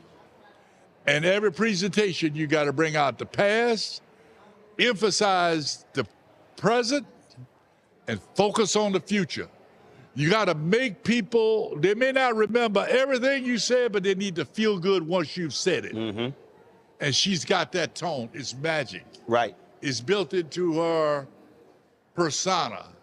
And she come with that confidence as serving vice president, being a former senator. She has found her stride at the right time to deliver that message to the American people. And she's touching the culture.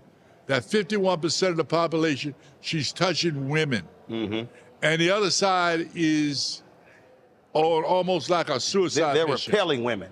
Yeah, they're all like on a suicide. They talk about cat women, talking about having sex with a sofa. I mean, who does crazy announcements like that?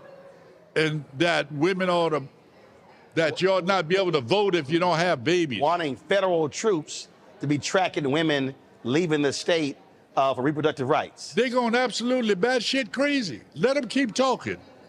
Let them keep talking. Right. The best thing we can do is amplify their voice. Yep. Not project on them, but amplify their voice. And the VP in the last 5 days has turned their voice on them. Yep. That's what they want. They don't want birth control. That's the freedom. They don't want a right to abortion. That's the freedom. Okay? They want to keep guns. We want to control guns. Biggest killer of young people in America, guns. Yep. And we almost had an assassination of president. That could have changed America. Yep. Had that assassination happened. Thank God it didn't, but it shouldn't have happened. But with the proliferation, we are in a state right now where any brother out here 18 years old could be carrying. Well, where that took place, it's don't have open to carry. You could walk around with it don't matter. Open carry. You can walk anywhere around here with guns. Yep. In Louisiana. That's crazy. One of the highest crimes in the state, in the United States, Louisiana. And as somebody who's in the military, if you are in an area and everybody is armed, your folks are on guard 24/7. Well, how do the police know who the good guy is with the gun? And the good guy with the gun, with all them around there last week, where was it? I can tell you what, if that little guy was a black man or a brown man, his ass would have never hit that roof. Boom. They would have took him down. Boom. But see, he had privilege. He white. He's got rangefinder.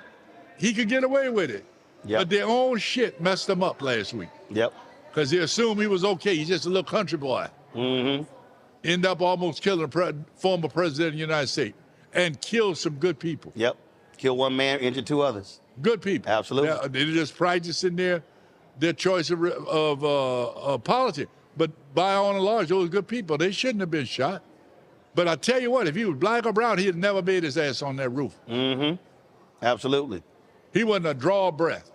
What do you make, last question for you, what do you make of Trump constantly talking about how the military just loves him, and he takes credit for a bill that Obama signed, and you do have a lot of military folk, a lot of law enforcement folk who are Republican, who are conservative, but when you look at how Biden and Harris, what they've actually done for the military, they've done a hell of a whole lot. I think he has played with older, retired folks my age.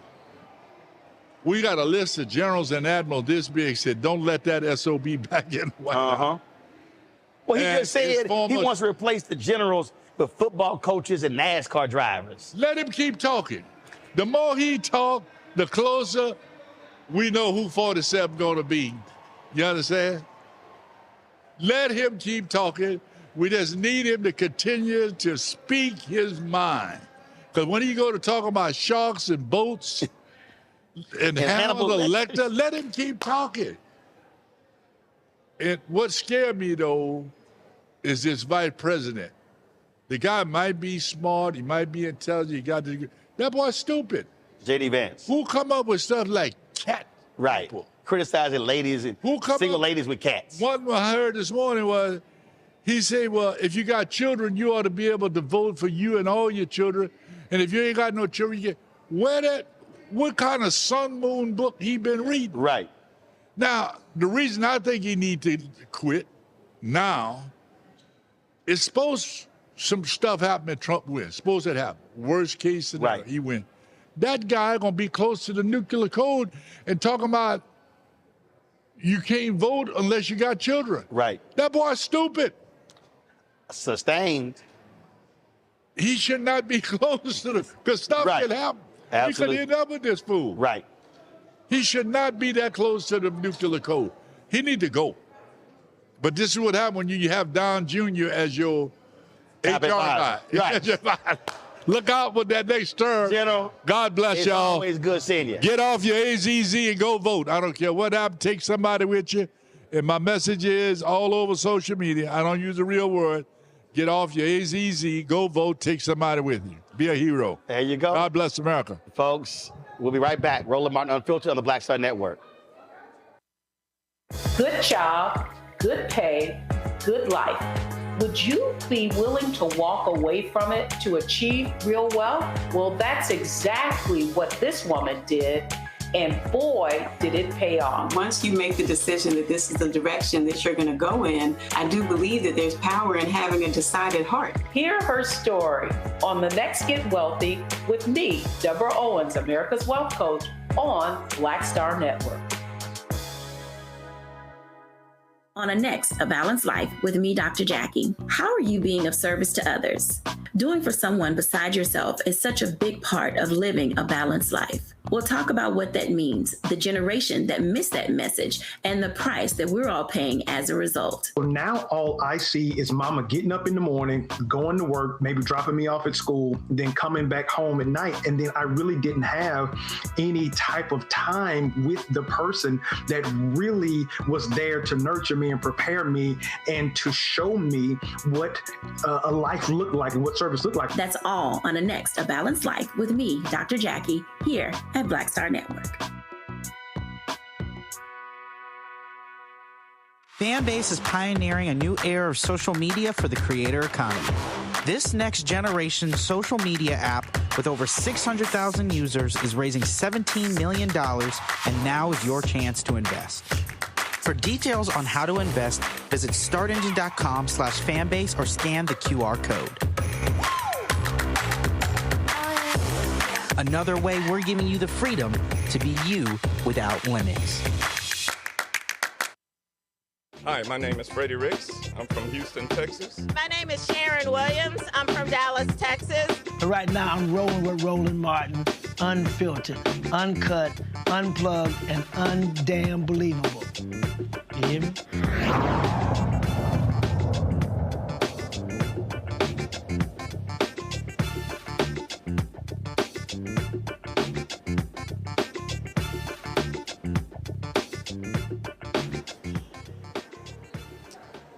All right, folks, welcome back to Roland Martin Unfiltered here at the National Urban League Convention in New Orleans. We've been talking to a lot of different folks here. Yesterday, I caught up with comedian Cheryl Underwood. We talked about her last season with The Talk and what she plans to do next. Here is our conversation. Cheryl, here in New Orleans. Yes, Urban League Convention. Did you see my speech? Saw your speech. Yeah. You were a little crunk.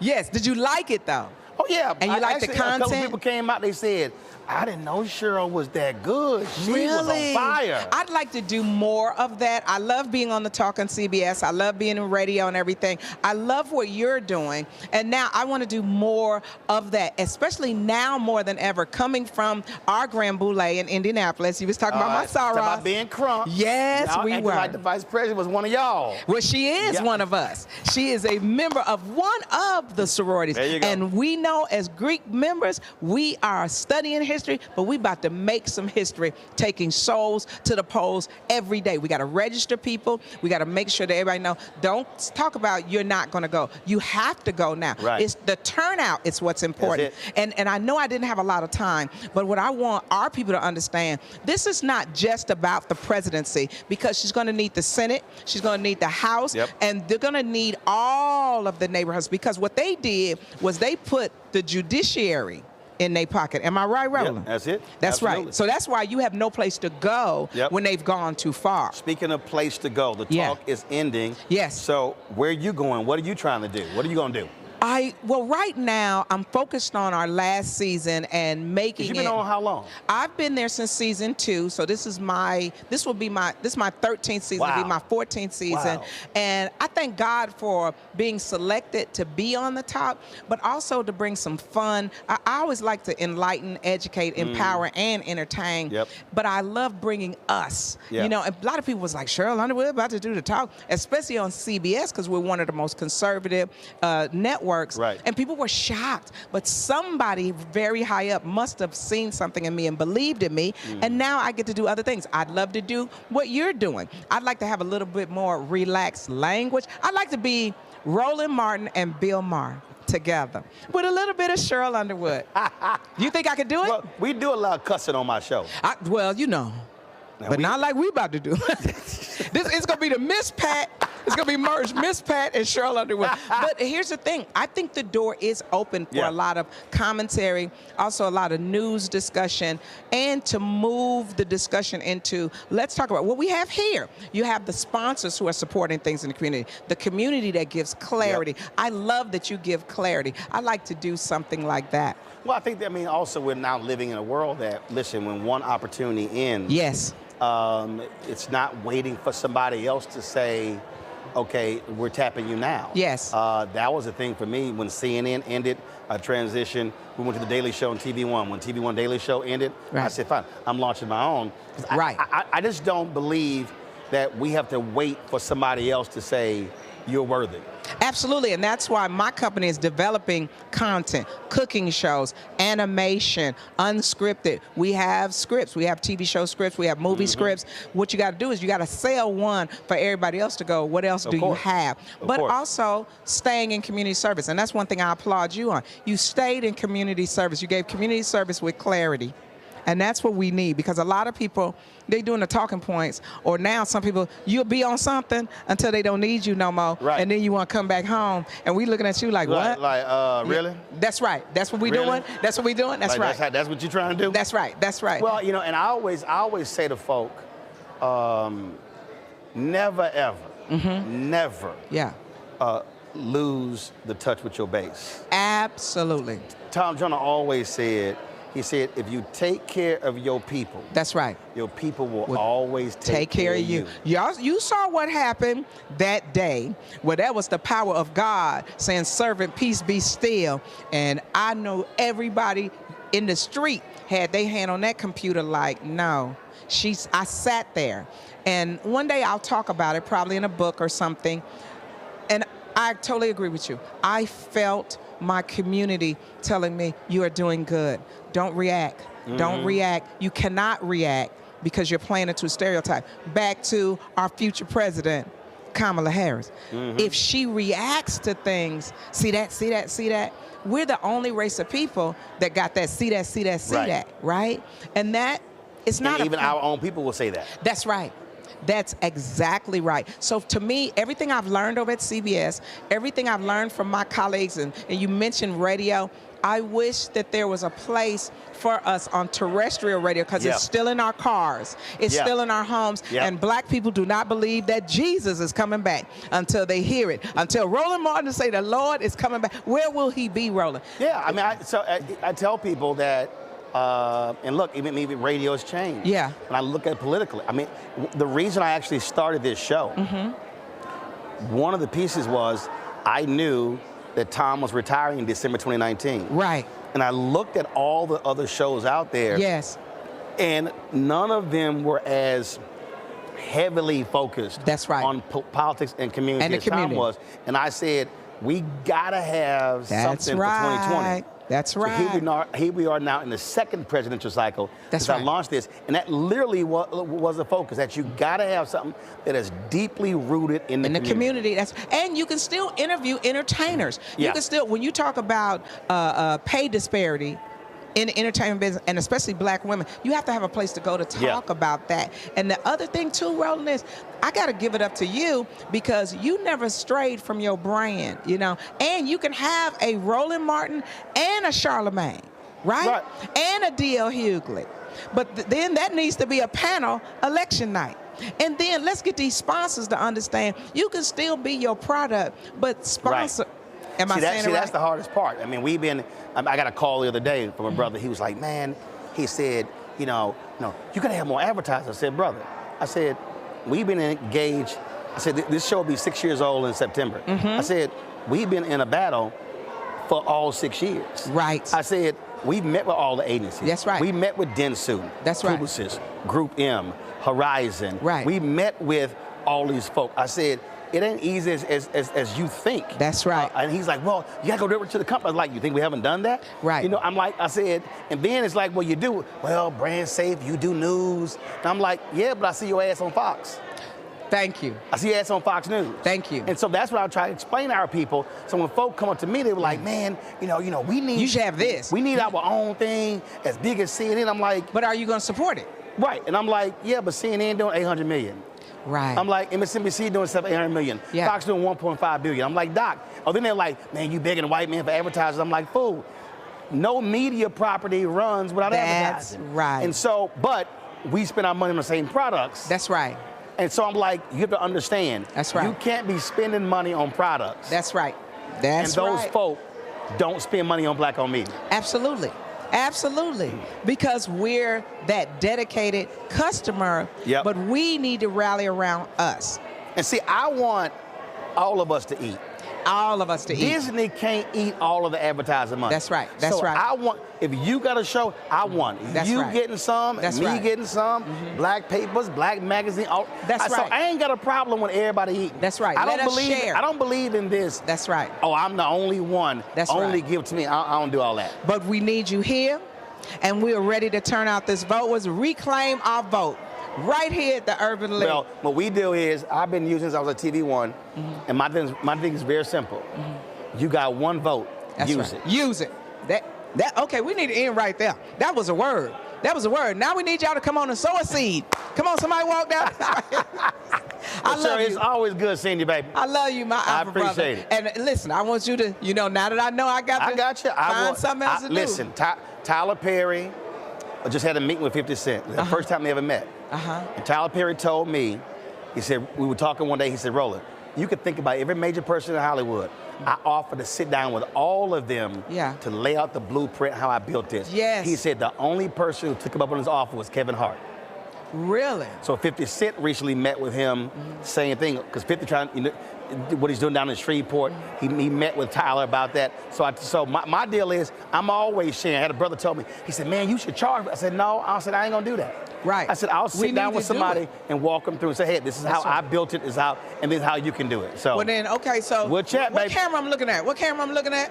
Look at this one. Okay, now that Roland Martin is willing to give me the blueprint, hey, Cyrus, I need to go to Tyler Perry and get another blueprint because I need some green money. The only way I can do what I'm doing, I need to make some money. So you'll see me working with Roland. Matter of fact, it's the Roland Martin and Cheryl Underwood show. Well, should it be the Cheryl Underwood show and the Roland Martin show? Well, whatever show it's going to be, it's going to be good. Good to see you.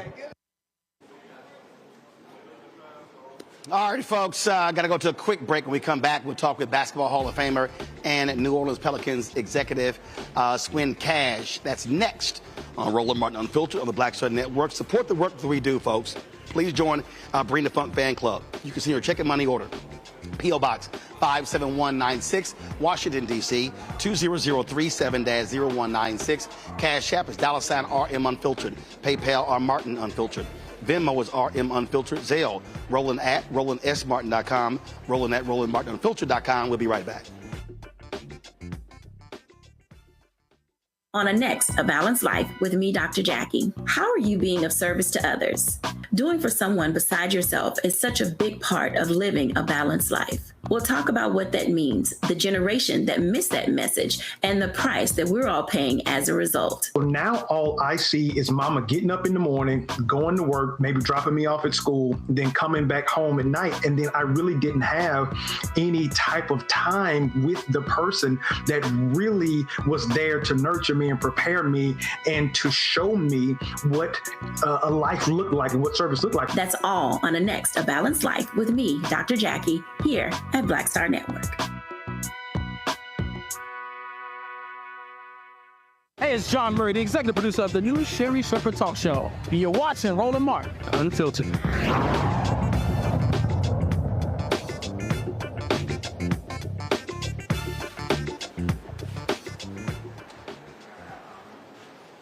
Swin Cash was a top college player, top player in the WNBA.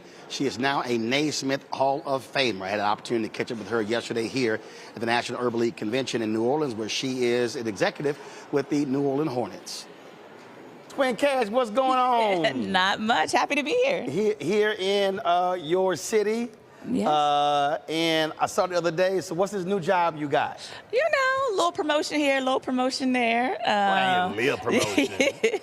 Yes, so I was promoted to Senior Vice President of Basketball Operations and Team Development for the Pelicans. So excited about the opportunity. We had some shifts in our leadership, and so give a big shout out to David Griffin, my boss, for just kind of seeing the vision, first bringing me here, and now continuing to let me grow and do what I do.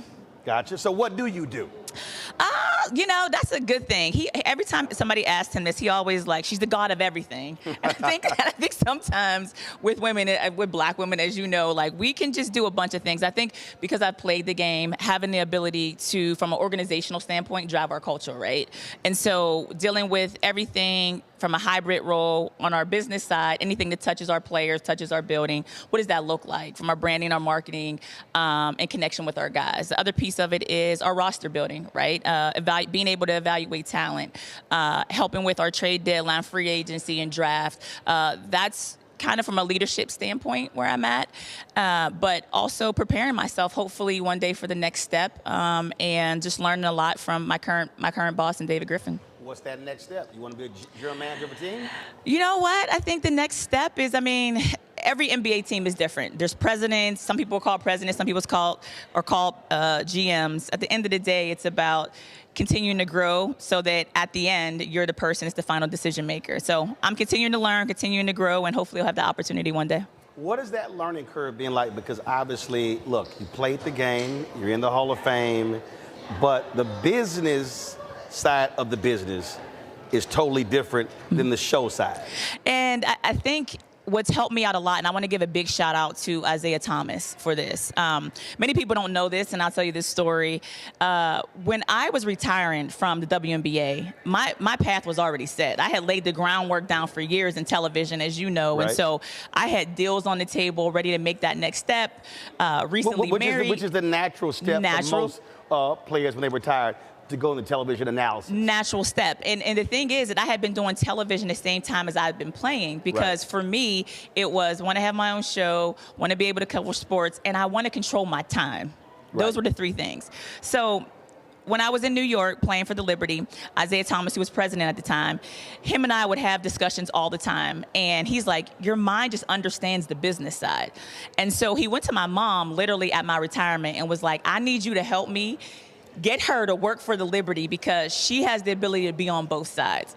So my mom literally walked over to me and she said, well, Isaiah came to me. And I said, oh, he did. Y'all friends now.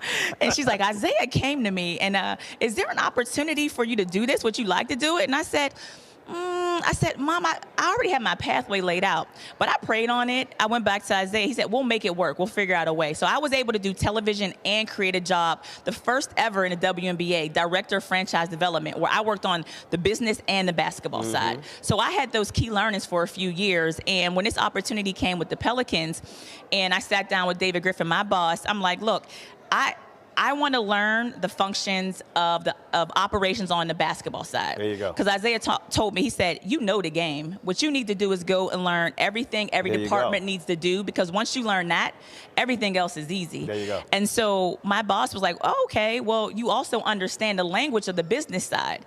And so I was able to help take all that information, institutional knowledge, and come here and he's like, go. Whatever needs to happen, just go. And so I've really loved that experience, because I've been able to be in every department, everything, and see how it's run. Well, and I think that for a lot of people, they make the assumption that, well, I played the game, so I know the game. No. You know that part of the game. The business side is a totally different function. Same way in television. There are people, they want to be in front of the camera. Oh, that's fine. But it's a whole different ball game behind the camera, on the business side, same thing in music, in every field. And let me say this, Roland, and I want to be very clear for not only other players that are out there, but people who are on teams. A lot of times you can get this friction with former players that come in, because they do have a certain skill set. If you've played the game, how you view the game is one thing. What more people need to understand is the politics of every business. I don't care if it's sports. I don't care if it's corporate America.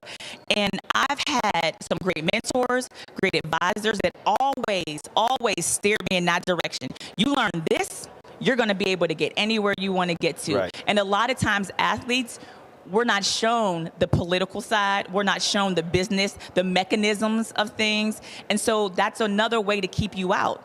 So I tell everybody that's out there, learn the business side, learn the mechanisms that you need to understand within those departments, and then the basketball is going to kick in. Well, Reverend Jackson often talks about, he said, the reason African Americans have excelled in sports, in entertainment. He said in sports, it's real clear. The court's 94 feet, is 10 feet, goal high, same distance from the free throw line, same distance from the three-point line. You get to X time, I get X timeouts. Now, your talent now drives whether you're on the court or not. Whereas it becomes very subjective on the business side. That's where the politics comes in. And a lot of people, because it's rare to be a talented player and you riding the bench. Now, you got some coaches who trip, but at the end of the day, talent drives that. On the business side, it's a whole other little thing that goes on. But yes, the nuances that one has to understand. Yeah, and I think when you have the access that I have, which I'm really grateful for, is that I understand not only our roster, but the direction of our team. And so when you're able to sit in those meetings with my colleagues on the business side, and they may love a certain player or want to drive a certain player to be branded or to do these things with them, and you have to have a certain level of knowledge to say, okay, I understand what's happening over here. let me steer you in this direction. This is what we're having. These are the conversations. Like, you can't always share all the information, but because I have the basketball side, I love the conversations. I love building with my colleagues on the business side because we're all trying to get to the same destination. Are you seeing, and we just saw, was it the Lakers who hired a sister? Yes. Who was the G League Coach of the Year? Are we seeing more women go on the business side of basketball? Because look, it's been male dominated for quite some time. So when I said the business side, I think that the business side of our business, so there's two verticals. There's the operations side, which I sit on, and then there's the business side. The business side has always had unbelievable women. On the business side, you have a phenomenal woman for the Dallas Mavericks in Sim Marshall. Who's the CEO. She's the CEO. She's a beast. On the operations side, it's been harder because you're either trying to become a coach. There's never been a coach. There's never been a president. And now we have a senior vice president, obviously, on the operations side, and me. But we've never had women who have a seat at the table that not only can evaluate talent, that can also be able to contribute in other ways with the basketball piece. And I think that's an area where you're seeing not only myself, but you go to the Boston Celtics. Allison Feaster just won a championship there. She's been with them. She's another black woman who are in, it's in those meetings. I think we have to have intentionality.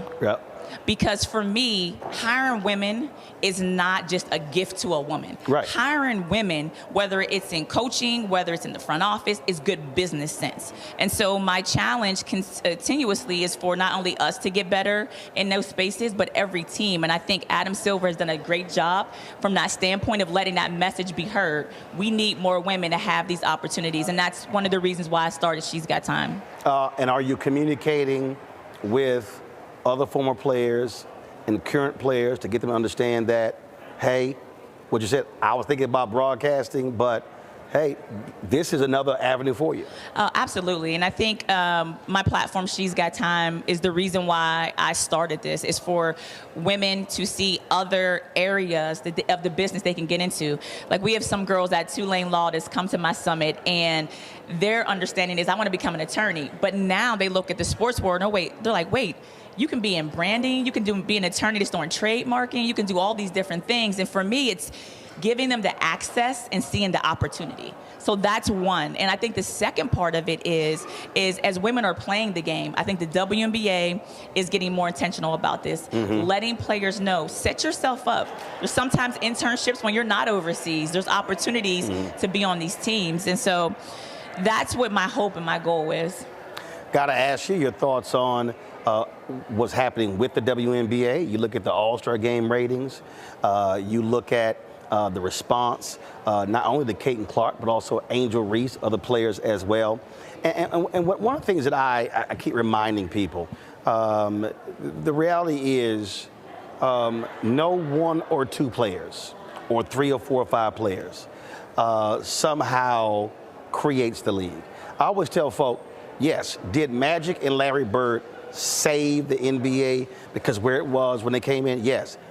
There was already an NBA. And so you never can act like what happened before those two was irrelevant, because they were fantastic players before those two arrived. And I think the same thing in the WNBA. So what I see with a Caitlin Clark and an Angel Reese and others is the natural trajectory of what has happened with women's basketball, college level, high school level, junior high level, and now we're seeing the result on professional level. Absolutely. Everything you said is accurate, and I agree with that, Roland. The other caveat that I will add is that the sacrifice of any great league that grows, the WNBA is still very young compared to where the NBA was. But any movement, there are moments, there are movements, things that happen where you and I may not reap the benefit, but everybody else coming after us gets to do that. I was able to reap the benefit of the Coops, of the Swoops, Cheryl Miller, everyone that laid groundwork down that I was able to build on. My challenge, and I've had these conversations with some of the younger players in the WNBA, is you're coming in as an NIL baby. Right? We didn't have that. Oh, no. So your perspective of how you see the sport, what you're pouring into the league, how you're going to grow the league, how you deal with sponsors, that's the next evolution. And so sometimes I sit back and I'll share this with you. I sit back sometimes and I smile when I see one of our players on a potato chip bag, knowing that maybe 4 or 5 years ago, that firm consulted me and paid me, asking me, how do we deal with women's sports? How do we get in on women's sports?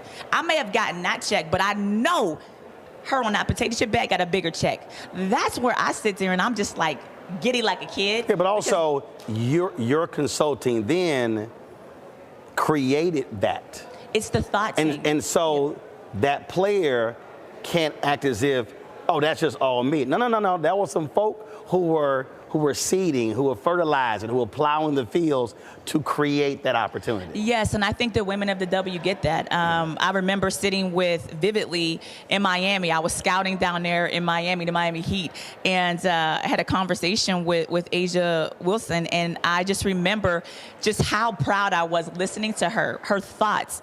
And as she was building and getting ready to launch kind of her brand with Nike, and you've seen it all on Twitter. I mean, people have been going hard of where is Asia's shoe? Right. Where is her brand? And she was just there seeding. I wanted it to be right. And she did it her way. And I love that. And so when I have those small conversations, it lets me know the league is in great hands. Right. Nneka Ogwumike, big shout out to her, the president of the Players Association. The women understand the assignment. And that's why after the Olympics, you'll see them. You will see also, them. I just think a lot of new fans who don't have any history. I mean, look, I'm from Houston, and I know Cheryl Swoops, Cynthia Cooper, Tina Thompson, they won back-to-back-to-back. So that was in the early days of WNBA. So the people who to act as if that never happened, to act as if Rebecca Lobo never happened, like you never happened. I'm always saying, like even when folk will talk about Michael Jordan, I would say, guys, I get it, but you can't act like Elgin Baylor didn't exist. Yes. Or Oscar Robertson. I remember actually I had Elgin Baylor on when Kobe died.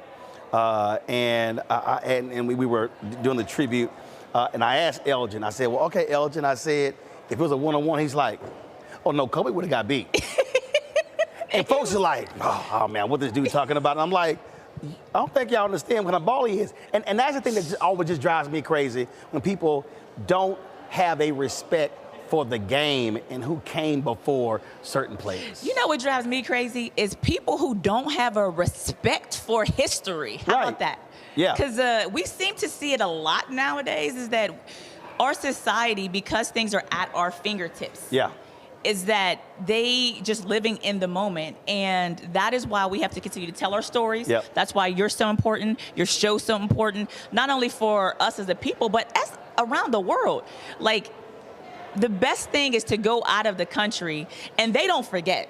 So you can go somewhere and you played in the Olympics there, or you came there and you played on the travel team. They will run your stats down to you because they're avid sports fans. In fact, I remember reading I remember somebody was on Twitter and they said, how dare y'all leave Caitlin Clark off? She's the most famous basketball player in the world. And I was like, you might want to pump your brakes. And this person didn't understand how huge women's professional basketball is overseas, because they only had a U.S. point of view. And I was like, do you understand what they get paid overseas? The crowds that they're seeing now, they've had those overseas. Yes. And that's the thing. And I would just sit there, I was kind of like, oh my God, y'all don't have any clue about Don't waste any your of time this. arguing there, Roland. Oh my goodness, that'll take you down a rabbit hole. But the beauty in that is now, my hope is the ones that are coming and they're standing because they love their favorite player and they want to fight for Caitlin, they want to fight for Angel. That's cool, but do a little bit more research, dive deeper, be excited about it. And shout out to the WNBA All-Star Game that recently happened. I mean, crazy. The numbers are the numbers. Right. You know, at the end of the day, you can't keep the women out. Like, they're here, they're growing the game. And it's the same way I feel about women working in the sports space. You can't keep us out. We're here to stay and we're going to keep growing. Well, you talk about the history, and everybody still talks about at the All-Star game, Shaquille O'Neal is getting ready, and he says to Lenny Wilkins, hey, Lenny, did you ever play at this level? And Lenny's like, sir. Yeah, Shaq, I did. And of course, Shaq is embarrassed later to find out Lenny's in the Hall of Fame as a player. That dude. And as a coach. But again, that's when you don't. So I'm sort of the same way. If you don't know the history of media, You don't know the hit. Don't just think it started because you got here. You know, learn your craft, learn your history to understand what happened before you arrived. Right, and how you're now going to add to it and not just stand on it. I tell people, don't just stand on all of the bricks that were laid down, all the mortaring that happened. Build through it. So yeah, because there's going to be a generation that comes after you. After you, and hopefully, I always said I wanted my, excuse me, I wanted my niece to be the first millionaire in the WNBA, $1 million contract. I think she's going to be too late. I think we're heading in the right direction and faster. Well, especially with that new television contract. Come on now. Come on now. You said earlier, numbers matter. You don't get that TV contract unless you're seeing these dramatic increase in ratings. Absolutely, absolutely. And they just have to keep pushing, keep pushing. Keep pushing, keep building. Yeah. Swin, we appreciate it. Anytime, appreciate you. Thanks Thank you. so much. All right, folks, with the opportunity today to catch up with two of the brightest stars in gospel music, television, stage, you name it, David and Tamala Mann.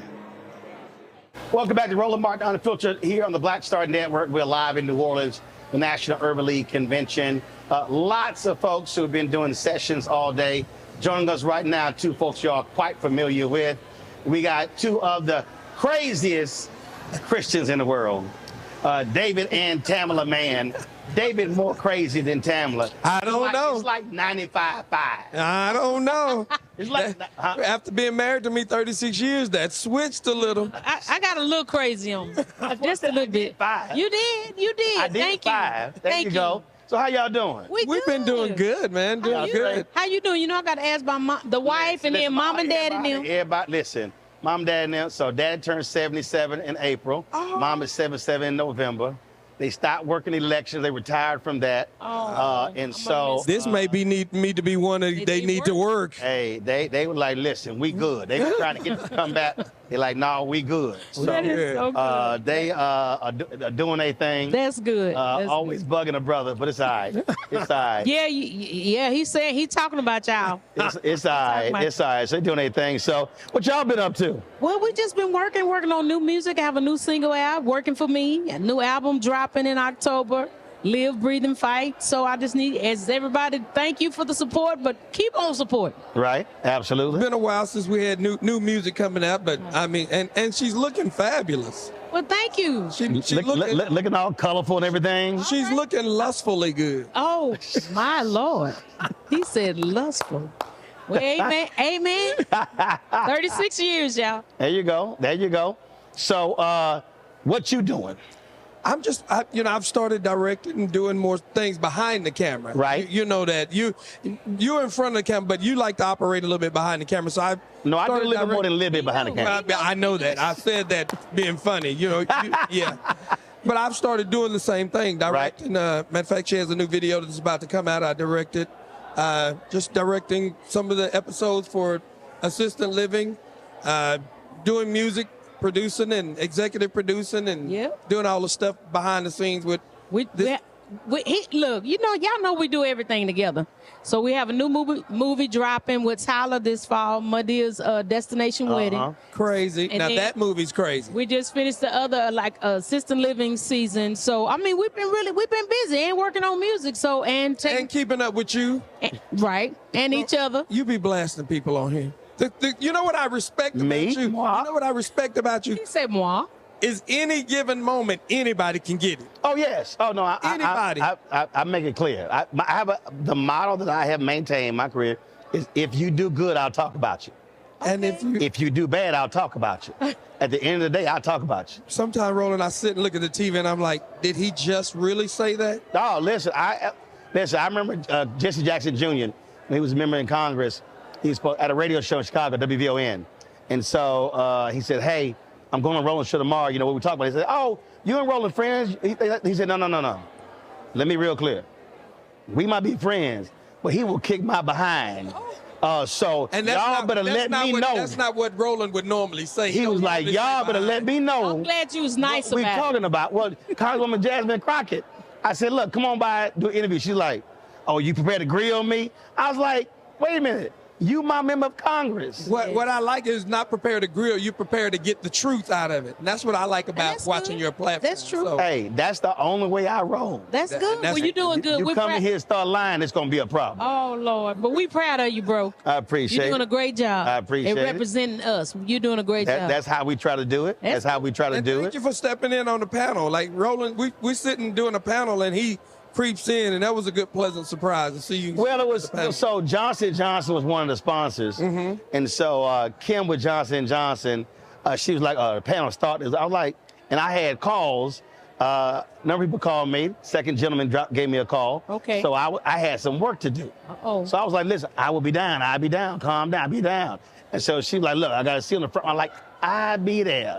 So, you know, just. And when you walked in, it was like, okay, just it's about to be on and popping. I know he going to have something to say. No, I was just. You did good. You did good today. I'm like, I can sit here and listen. Me too. And That's you know what what I enjoyed about the panel is just the state of black men and our mental health. So for everybody who's watching, David was on a panel, was one of 6 panelists. They were talking about black men stereotypes, and it really was a very great conversation. A lot of that talked about mental health. You talked about issues that you've gone through. You know, and the thing that I think a lot of people don't understand. You said something on the panel I thought was critically important when you said we don't have a lot of safe spaces. And the reality is, black women conferences, whether they're church conferences, business conferences, they literally create these oases of where they can actually meet. And it is very few. So for me, because I'm an alpha, we have brotherhoods. And when we had a reunion. Right. And we were sitting here getting ready for the brotherhood. And so the younger brother said, all right, man, so the AKs and our girlfriends will come by X time. We got food, music. And we were like, that ain't a brotherhood. And so the older brothers were like, y'all need to turn the music off. And you need to call your girlfriends. They can't come. Y'all need to call them AKs. They can't come. We're going to show y'all what a brotherhood is. Right. And we were there from 8 p.m. to 7 a.m. Really? Wow. Because that's what a brotherhood is. It's no women. It's no non-alphas. And brothers talk. We were having a conversation. And brothers were talking about. We were talking about black on black crime. Brothers like, man, I couldn't kill another man. One brother's like, I could, and I did. He was in Iraq. Oh, wow. And he said it was hand-to-hand combat. Right. One of us is going home in the body bag. Wow. And it went from that. 2 brothers got saved. So it was so the whole point of the brotherhood is to be able to share innermost secrets, to be able to get guidance and be able to talk stuff out.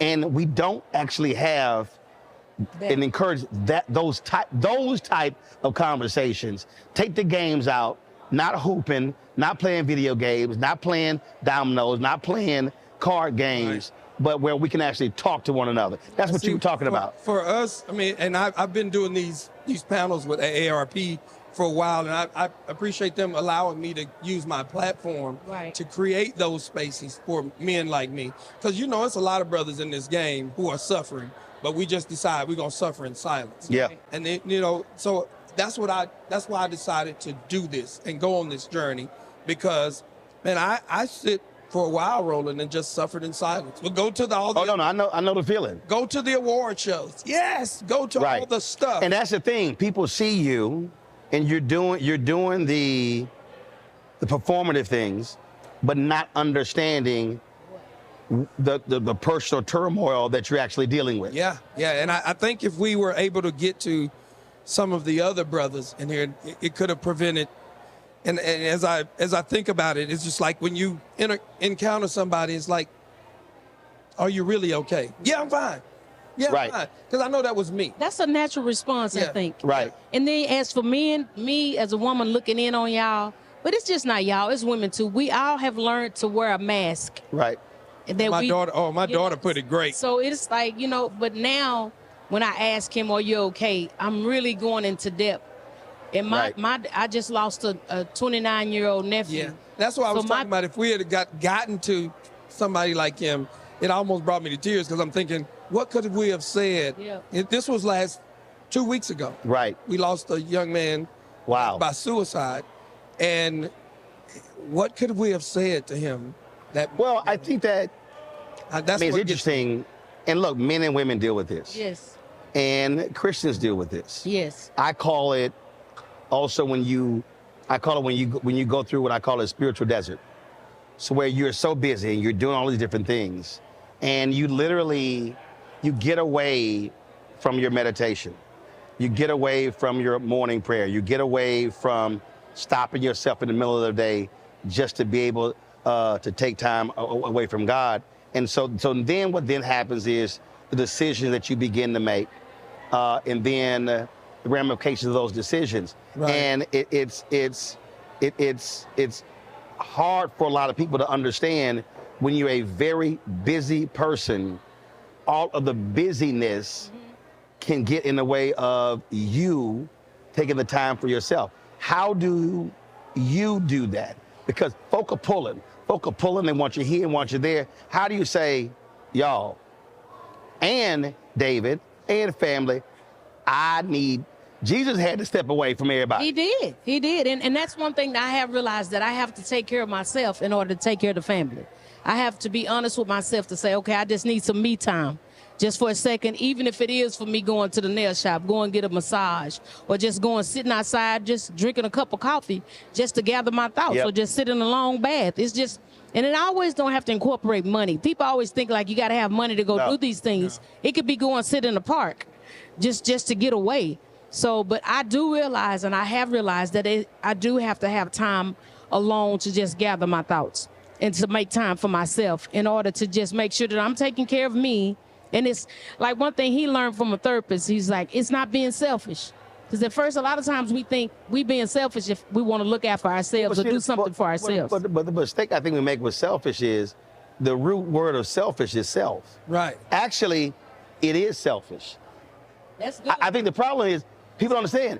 It is selfish. Again, I said earlier, when Jesus told disciples, yo, he was taking care of self. I need to go over here. He was selfish. I can't be around y'all. I need to go on over here. Right. So there's nothing wrong with being selfish. That was my first assignment in my first therapy session. You have to learn to be a little more. You have to learn to be more selfish for you. And I was like, what? I was like, what? And it was even to the point of going and just sitting down and dining by myself. Yes. I was like, what? But I learned, for me, I don't have to answer every phone call. I don't have to answer every email right now. It can wait a second. I had a very rough 2022. I remember I was on vacation, and I was ticked. I always play golf on vacation. Okay. The golf course in horrible shape. So we had 10 days. I played 9 holes. That was it. That don't happen. So all I did every day was walk the doggone beach. And trust me, I was not happy, because even when I'm on a golf course, that's my getaway. Right. But walk the beach every day. And so I was evaluating everything, everybody, all kind of different stuff. And I was talking about just what I was, and one of the things for me was, I started thinking about how many phone calls I was taking. I would do the show, I would go home, folks taking calls would be at 11, 12, 1, 2. This is going on, this is going on, this is going on. And then, so never shutting down, just never shutting down. Just constantly being overwhelmed. And I said, no. I said, no. Nothing, no calls until 10 o'clock. And then I started, people wanted to reach out to me. Nope, set an appointment through my assistant, because so many people had access to me direct. Okay. And so that's a perfect example of how you have to establish boundaries. Yeah, for yourself. Yes. Yeah. Because it was just like literally. And becoming overwhelming. I text some pastors the other day about praying for me. And this is what I said. I said, I was constantly being empty, but rarely being refilled. That's right. Yeah. That's so true. I explained it to her is I was drowning and nobody could see it. Right. And the only way But you were still high performing. Right. And that's the problem. That was, but nobody could see it. And the only way that people will see that you're drowning is you drown. and it's too late then. Or when something happens and God That's what he said. But gives you a wake-up call. Yeah, God, that's and what I'm God would say, I'm going to use this opportunity to get your attention. Yeah. To shut it down. That's it. That's Yep. That's true. No, man, I appreciate you having us stop by, because this is something that's near and dear to me. So I'm going to have to come back, and we're going to have to just come back and have the full conversation about Ain't no problem. this kind of stuff, man. I mean, I own it. I ain't got to ask nobody. Well, I know. I got to make sure we're good. I mean, you know. But it's always all you good. got to do is tell me how long you want to talk. It's always I had good. somebody hit me. They said, hey, I mean, you think we can talk about this in about 5 or 8 minutes? I was like, or 15 or 20 or 30. Like, what do you mean? I was like, okay, I ain't got to ask nobody. I own it. And You can do how you I'm wanna like, do it. so you tell me how long you want to chat? They were like, damn, I ain't never really thought about it that way. I said, that's the difference between whether you own something and you got to ask somebody. Amen. So Ownership. We big on good, ownership. always good to see y'all. It's good to see you, Good man. luck with all of the Thank you for just being projects. consistent in this game. Whenever we see you, it's the same consistent brother. Yes. And you know, some people you got to wonder who they gonna be that day. Not you. We know. We know what we getting. That's the only way to be. Only way to be. Thank you so I much. appreciate it. Thank you. Folks, got to go to a break. We'll be right back. Roland Martin Unfiltered right here on the Black Star Network, live at the National Urban League Convention in New Orleans. Back in a moment. Fanbase is pioneering a new era of social media for the creator economy. This next generation social media app with over 600,000 users is raising $17 million, and now is your chance to invest. For details on how to invest, visit startengine.com/fanbase or scan the QR code. Another way we're giving you the freedom to be you without limits. Hey, it's John Murray, the executive producer of the new Sherry Shepherd Talk Show. You're watching Roland Martin Unfiltered.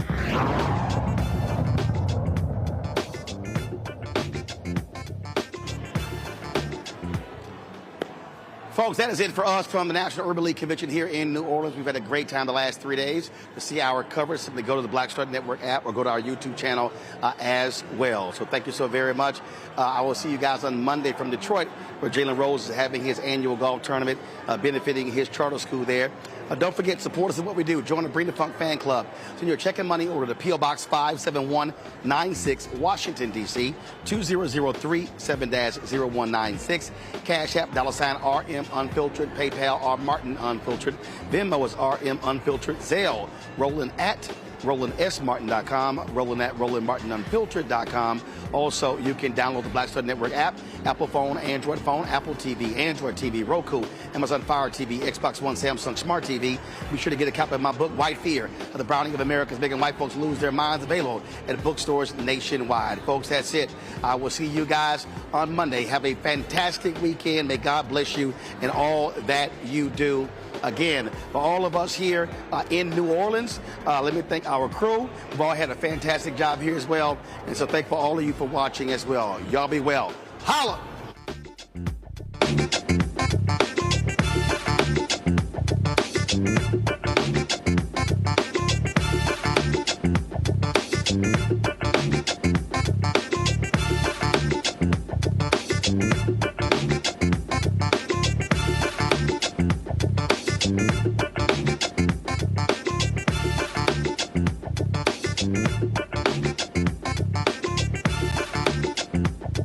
Thank you.